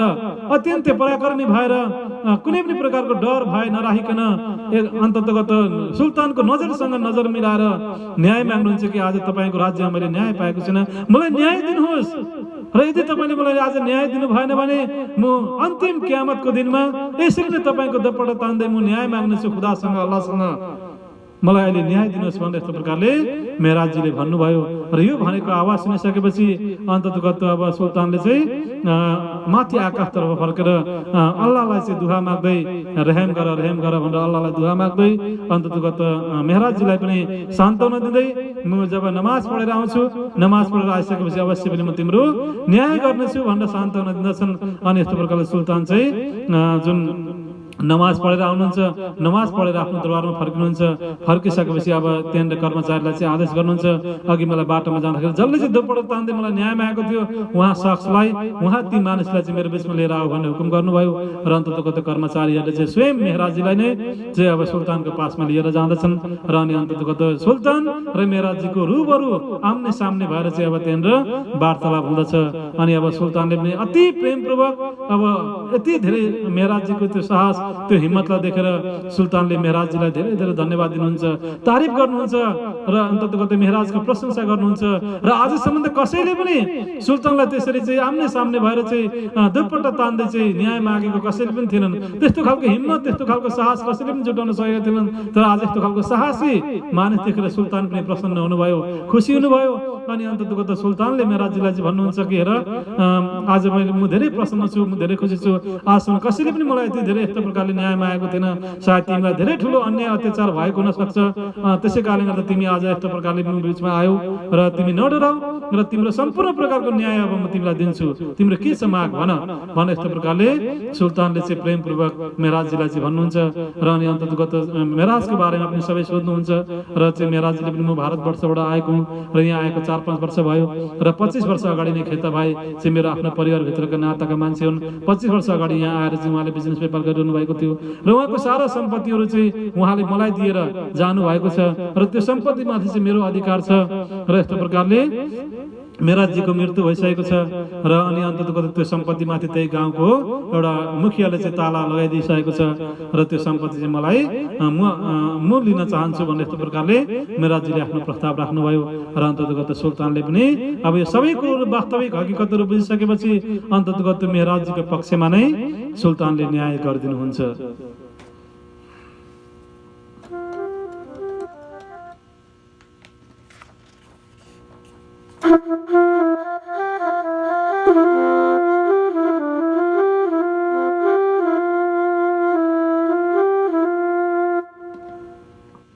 छेड़ा झटका अपनो देखा तरफ खुदाए, ये सुकना मुझको कब किन होना सुनाए। मैं तो तुमको न कहता पर मुझ पर हुआ जुल्मा, मैं बहुत भटका तब फरियाद करी आगे तुम। इंशाअल्लाह ताला करे मैं करो तेरा इंसाफ, तेरा तुझको दिलाऊं, कर दिया तुहे सब माफ, कर दिया तुहे सब माफ।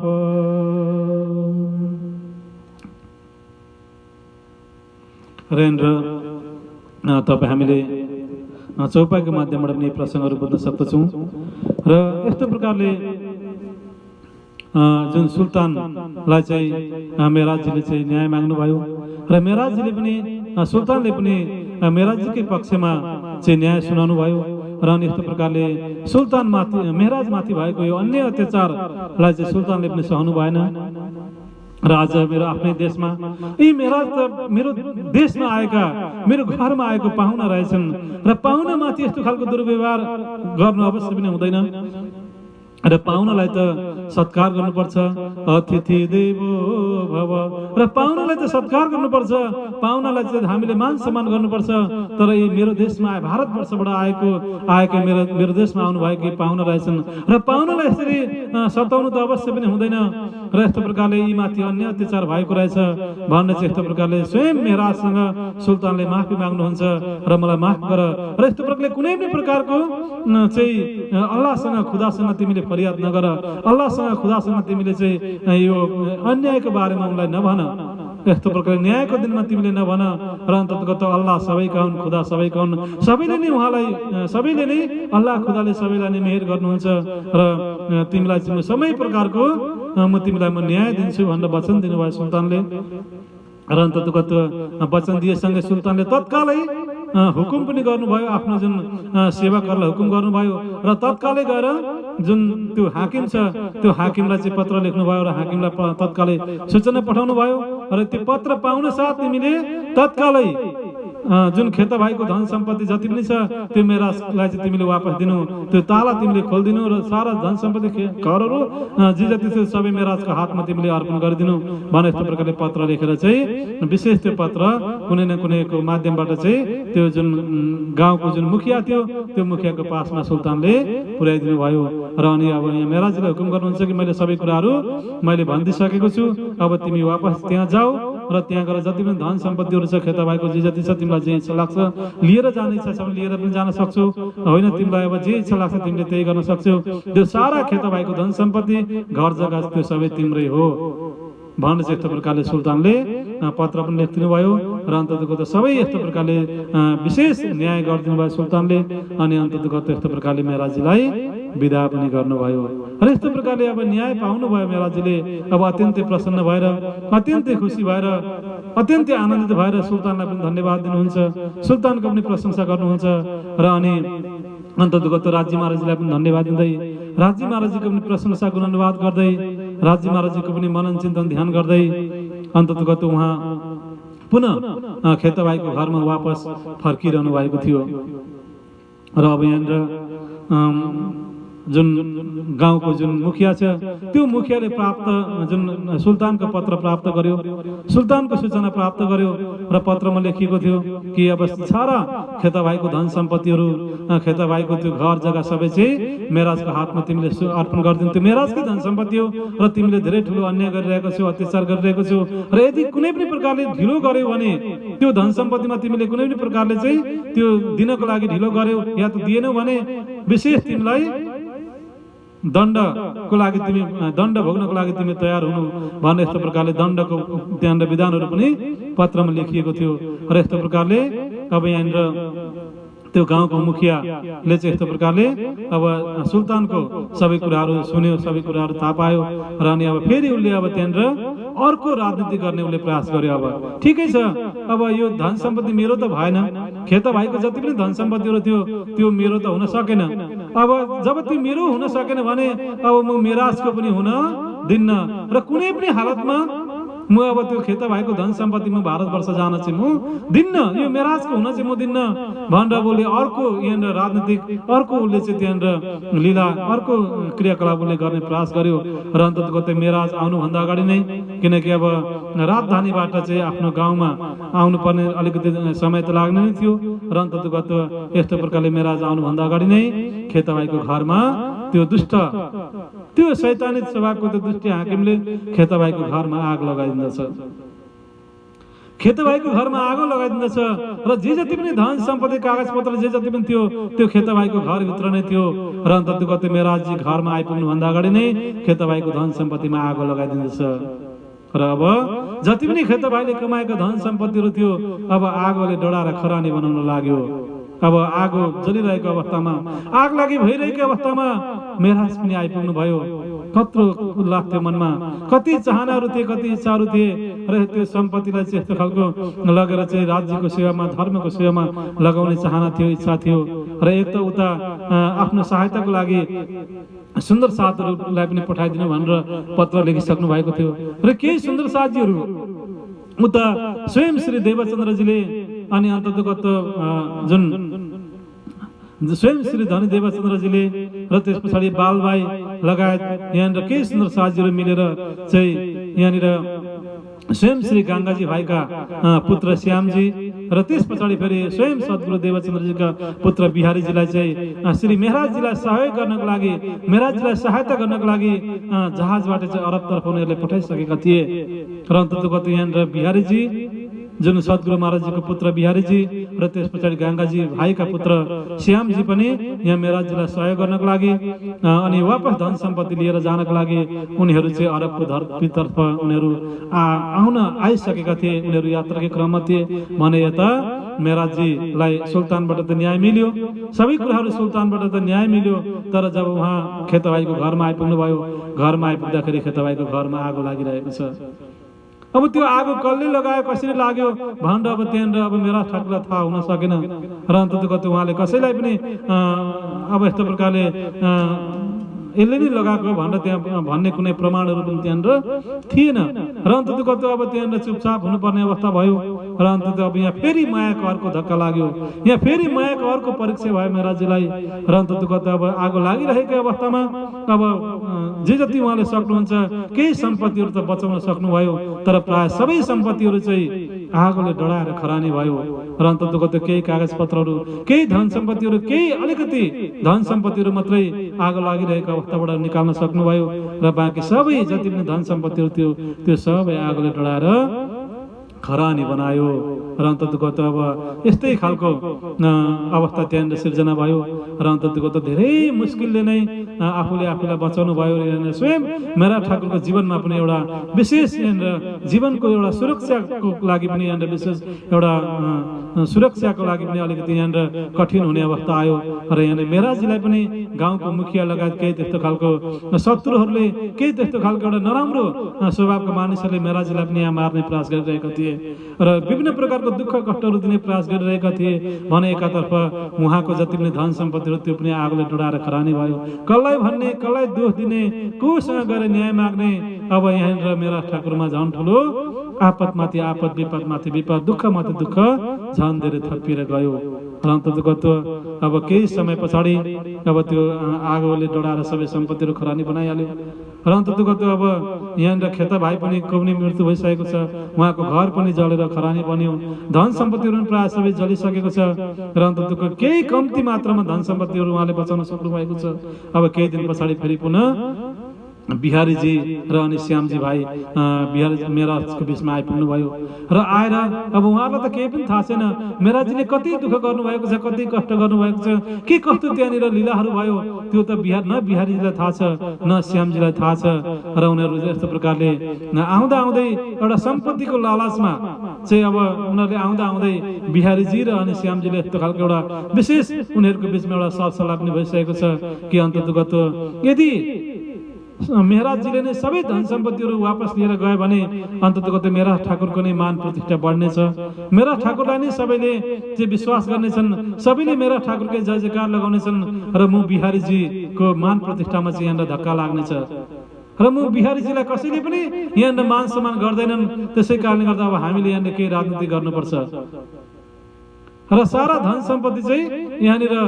मेहराजले चाहिँ लिएर गयो भनेर हामीले एक प्रकारको अफवाह, नराम्रो कुरा हामीले फैलाइदिनु पर्छ अनि यस्तो प्रकारले मेहराजको चाहिँ दुर्नाम चलाइदिनु पर्छ हामीले र अनि हाम्रै जय जयकार चाहिँ हामीले लगाउनु पर्दछ भन्ने जस्तो खालको एउटा नराम्रो भावना, एउटा सम्पत्तिको लालचमा आएर चाहिँ एउटा नराम्रो भावना बिहारीजीको मनमा जागिसकेको थियो र यहाँनिर अलिकति उनीहरू कलिले अवस्थाका पनि थिए, अलिकति बुद्धि पनि त्यस्तै खालको अब बुद्धि पनि विकसित भइसकेको थिएन र यी सबै कारणले गर्दाखेरि पनि अलिकति जीवको संस्कार पनि अलिकति थिएन र यी सबै कुराहरूले गर्दा बिहारीजीमा एउटा नराम्रो भावना आयो र उनले पहिलेदेखि नै यस्तो खालको मेराजको दुर्नाम चलाउने, मेराजलाई चाहिँ बदनाम गराउने सोच गरेर उनीहरू आइसकेका थिए र अन्ततगत आइसकेपछि पनि अब सबै कुराहरू उनीहरूले एक त धन सम्पत्तिमा आगो लागेको त्यो पनि उनीहरूले देखि नै रहेका थिए र मेराजीले सबै कुरो घटनाहरू जति नै घटेको थियो सबै कुराहरू उहाँले बताइदिनु भयो बिहारीजी र श्यामजीलाई कि यस्तो यस्तो भयो, सबै आफ्नो बिताको वृत्तान्तहरू सबै बताइदिनु भयो। तर पनि बिहारीजी र श्यामजीले विश्वास गरेनन्। यो त एउटा मेराजीले यो एउटा प्रपञ्च रचेको मात्रै हो, यो एउटा बहाना बनाएको मात्रै हो। जति पनि धन सम्पत्तिहरू छ खेतबाईको त्यो सबै धन सम्पत्तिहरू मेराजीले चाहिँ आफ्नो बनाइसकेको छ।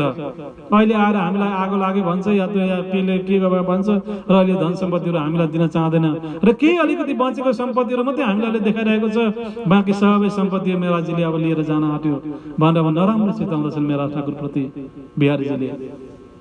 र यस्तो खालको नराम्रो भाव जागृत भयो र अब यस्तो प्रकारले त्यहाँनिर विवाद पनि हुँदछ मेराज र बिहारीजीको बिचमा र सबै कुराहरू वास्तविक हकीकत सबै बताउनु भयो। तर पनि बिहारीजीले विश्वास गर्नु भएन र अन्ततको जे जसरी भए पनि आफ्नो घर जामनगर त फर्किनु नै पर्ने अवस्था थियो र जे जति धन सम्पत्ति बचेको थियो त्यो धन सम्पत्ति लिएर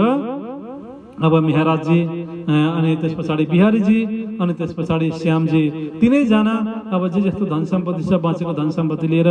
अब अरबको धरतीलाई छोडेर नाउकाको माध्यमबाट जहाजको माध्यमबाट पुनः जामनगर उहाँहरू फर्किनुहुन्छ र अन्ततको त जामनगर फर्किनुहुन्छ। जामनगर फर्किने क्रममा अब फेरि त्यहाँनिर केही बचेको सम्पत्तिहरू त्यहाँ नाउका अलिकति डुब्ने खालको परिस्थिति पनि आउँदछ त्यहाँनिर बाटोमा र यस्तो खालको एउटा नाउकामा अलिकति त्यस्तो खालको विचलित भएको कारणले गर्दाखेरि कहिलेकाहीँ डुब्ने परिस्थिति पनि आयो र कहिलेकाहीँ विभिन्न प्रकारको हावा हुन्डरी पनि त्यहाँनिर आयो र अनि केही सम्पत्तिहरू चाहिँ पानीमा पनि डुबेर सकिँदछ। जहाजमा जुन पानीमा जहाजमा घर फर्किने क्रममा बाँचेको केही सम्पत्तिहरू पानीमा पनि डुब्दछ र अत्यधिक सम्पत्ति चाहिँ आगोले डढाएर खरानी बन्यो, केही सम्पत्तिहरू पानीमा डुब्यो र त्यो पानीमा डुबेर पनि अन्ततको त बचेको केही धन सम्पत्तिहरू लिएर चाहिँ वापस जामनगर आइपुग्नु भयो तीनैजना र जामनगर आइपुग्न साथ अब यहाँ मेरा ठाकुर पकडाउमा पर्नुहुन्छ। मेरा ठाकुरलाई अब त्यहाँको जामनगर राज्यका सिपाहीहरूले पक्रिँदछन् र पक्रेर अनि अन्ततगत चोरीको आरोप लगाउँदछन् कि अब मेहराजजीले चाहिँ खेतबाईको सबै धन सम्पत्तिहरू चोरी गर्यो। खेतबाईको जति पनि धन सम्पत्तिहरू थियो त्यो सबै धन सम्पत्तिहरू चोरी गर्यो मेहराजले र अनि अन्ततगत अब मेहराजलाई चाहिँ यस्तो प्रकारको चोरीको आरोपको चाहिँ यस्तो खालको अदालतमा चाहिँ यस्तो होइन रिपोर्ट आएको छ, चोरीको दाबी लागेको छ, चोरीको आरोप लागेको छ मेहराजजीलाई भनेर यस्तो प्रकारले त्यहाँका सैनिकहरूले नाउकाबाट ओर्लिन साथ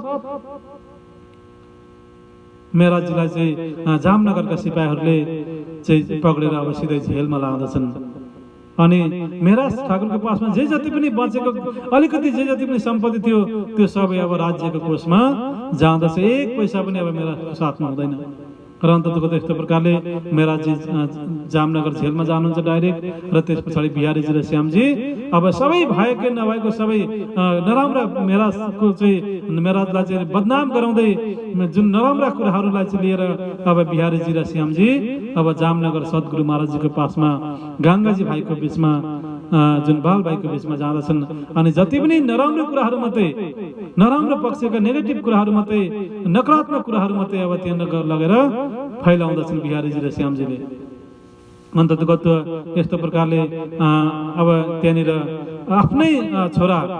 बिहारीजीले चाहिँ यस्तो प्रकारले भनिरहेका छन् सद्गुरु महाराजले विश्वास गर्नुहुन्न कि मेहराजले चाहिँ कहिले पनि कुनै पनि अवस्थामा यो गलत काम गर्नै सक्दैन भन्ने सद्गुरु महाराजलाई विश्वास छ। छोराले जति नै भने पनि जति नै जे भने पनि यो मेरो छोरा नै गलत हो र उसले चाहिँ बदनाम फैलाउन खोजिरहेको छ भन्ने कुरो सद्गुरु महाराजलाई थाहा छ र सम्झाउने प्रयास पनि गर्नुभयो बिहारीजीलाई, तर बिहारीजीले बुझेन, सम्झिने प्रयास गरेन। आफ्नै पिताको आज्ञालाई पनि बिहारीजीले पालन गरिरहेका छैनन्, गरेनन् पनि र अन्ततगत जे जस्तो उहाँहरूले महाराजले भने पनि सद्गुरु महाराजले त विश्वास गर्नु भएन। मेहराजलाई चिन्नु भएको थियो, स्वयं इन्द्रावती सखीको आत्मा हुनुहुन्थ्यो, सबै कुरो थाहा थियो सद्गुरु महाराजलाई, तर पनि केही बोल्न सकिरहनु भएको थिएन। र अन्ततगत उता यहाँ स्वयं गङ्गाजी भाइको छोरा श्यामजीले बालभाइलाई र आफ्नो पिताजी गङ्गाजीलाई सबै कुराहरूलाई सबैलाई बताउनु भयो कि मेहराजजीले चाहिँ खेताबाईको सबै सम्पत्तिहरू चाहिँ मेहराज ठाकुरले चोरी गरे र अहिले हामीले केही पनि लिएर आउन हामीले सकेनौँ र धेरै धन सम्पत्ति कमाएका रहेछन्। त्यो सबै सम्पत्तिहरू चोरी गरे मेहराजले र हामी जाँदा त घरमा आगो लाग्यो भनेर एउटा हामीलाई बहाना बनाए भनेर यस्तो खालको नराम्रो कुराहरू मात्रै, बदनामको कुराहरू मात्रै बालभाइलाई सुनाइदिए श्यामजीले। र यस्तो प्रकारले आफ्नै नातिले, आफ्नै परिवारभित्रका मान्छेले चाहिँ त्यस्तो सबै कुरोहरू सुनाएपछि अब एकजना औरत थिइन् बालभाइ पनि, अब औरतको मन हो, अब सबै कुराहरू उनले पनि विश्वास गरिहालिन्। सबै कुरो उनलाई विश्वास भयो। आफ्नो परिवारभित्रको आफ्नो भाइको खेताबाईको मृत्यु पनि भयो र त्यस पछाडि उनको सम्पत्तिमा चाहिँ अब यस्तो खालको मेहराजले चाहिँ चोरेर आरोप होइन चोरेछन् भनेर त्यस्तो खालको अब उनमा एक प्रकारको मन बहकियो। उनमा पनि एक प्रकारको जागृति मतलब सुन्दर साथमा हुनुपर्ने सबै गुणहरू भइसकेको थिएन। एउटा जागनेकै प्रक्रियामा थिइन् बालभाइ र अन्ततगत एउटा विशेष उहाँको एउटा मन पनि विचलित भयो र आफ्नै परिवारबाट यसरी आफ्नै बिहारीजीबाट श्यामजीबाट चाहिँ मुखबाट चाहिँ यस्तो खालको मेहराजको नराम्रो कुराहरू सुनेपछि र साँच्चै नै हो रहेछ क्या भनेर चाहिँ ती बालभाइले नै गएर चाहिँ जुन जामनगरको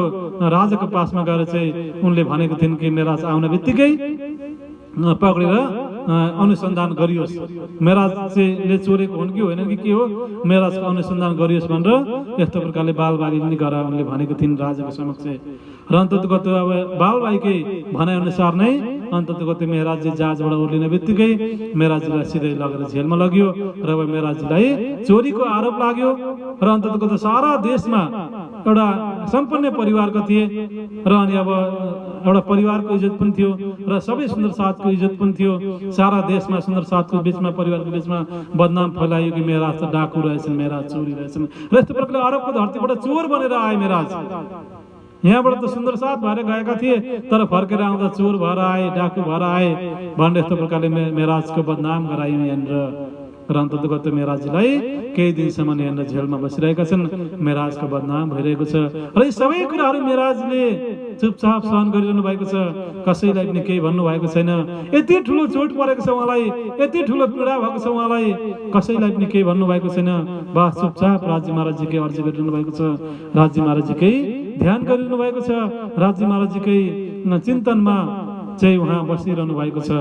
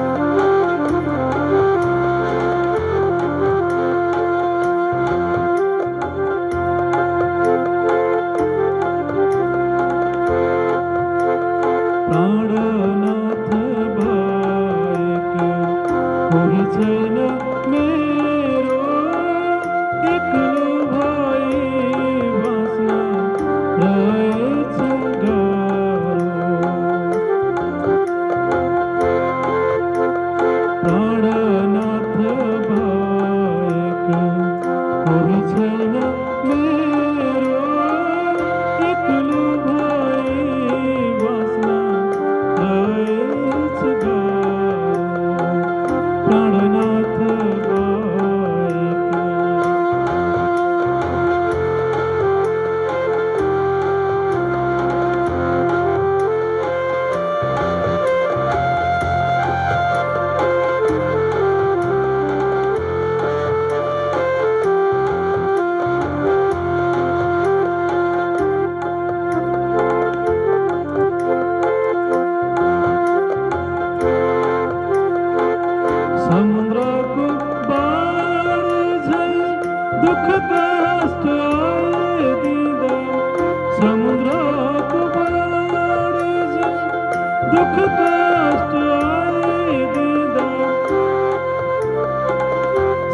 संसारबाट तिरस्कृत भइदिँदा संसारबाट तिरस्कृत भइदिँदा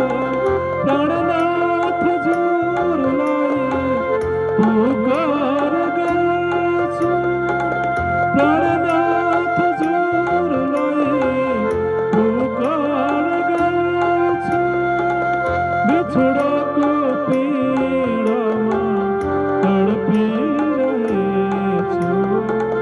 बिछोडको पीडामा तडपिरहेछु प्राणनाथ बाहेक कोही छैन मेरो एक्लो भई बाँच्न रहेछ प्राणनाथ बाहेक कोही छैन मेरो एक्लो भई बाँच्न रहेछ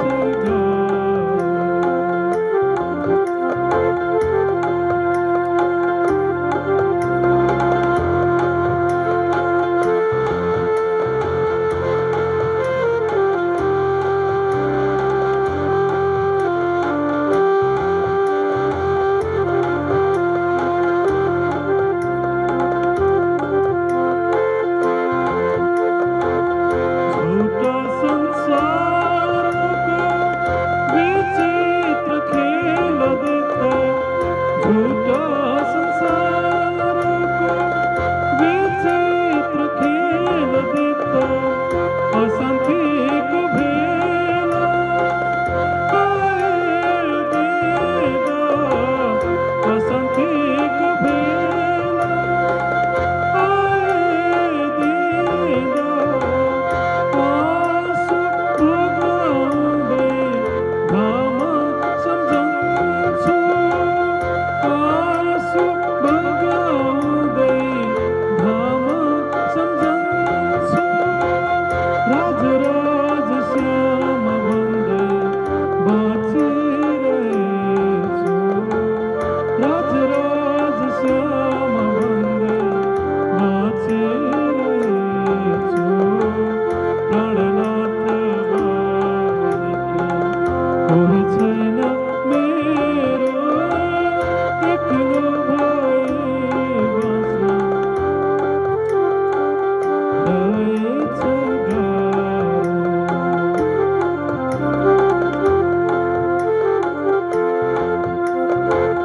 प्रेम र ज्ञानको दीप जलाउँदा प्रेम र ज्ञानको दीप जलाउँदा विरक्ति मौन भई बसिदिँदा विरक्ति मौन भई बसिदिँदा राज्यको छवि नैनमा बसिदियो राज्यको छवि नैनमा बसिदियो राज राज प्राणनाथ भन्दै राज राज्य प्राणनाथ भन्दै आत्मधाम गयो प्राणनाथ बाहेक कोही छैन मेरो एक्लो भई बाँच्न रहेछ गाह्रो प्राणनाथ बाहेक कोही छैन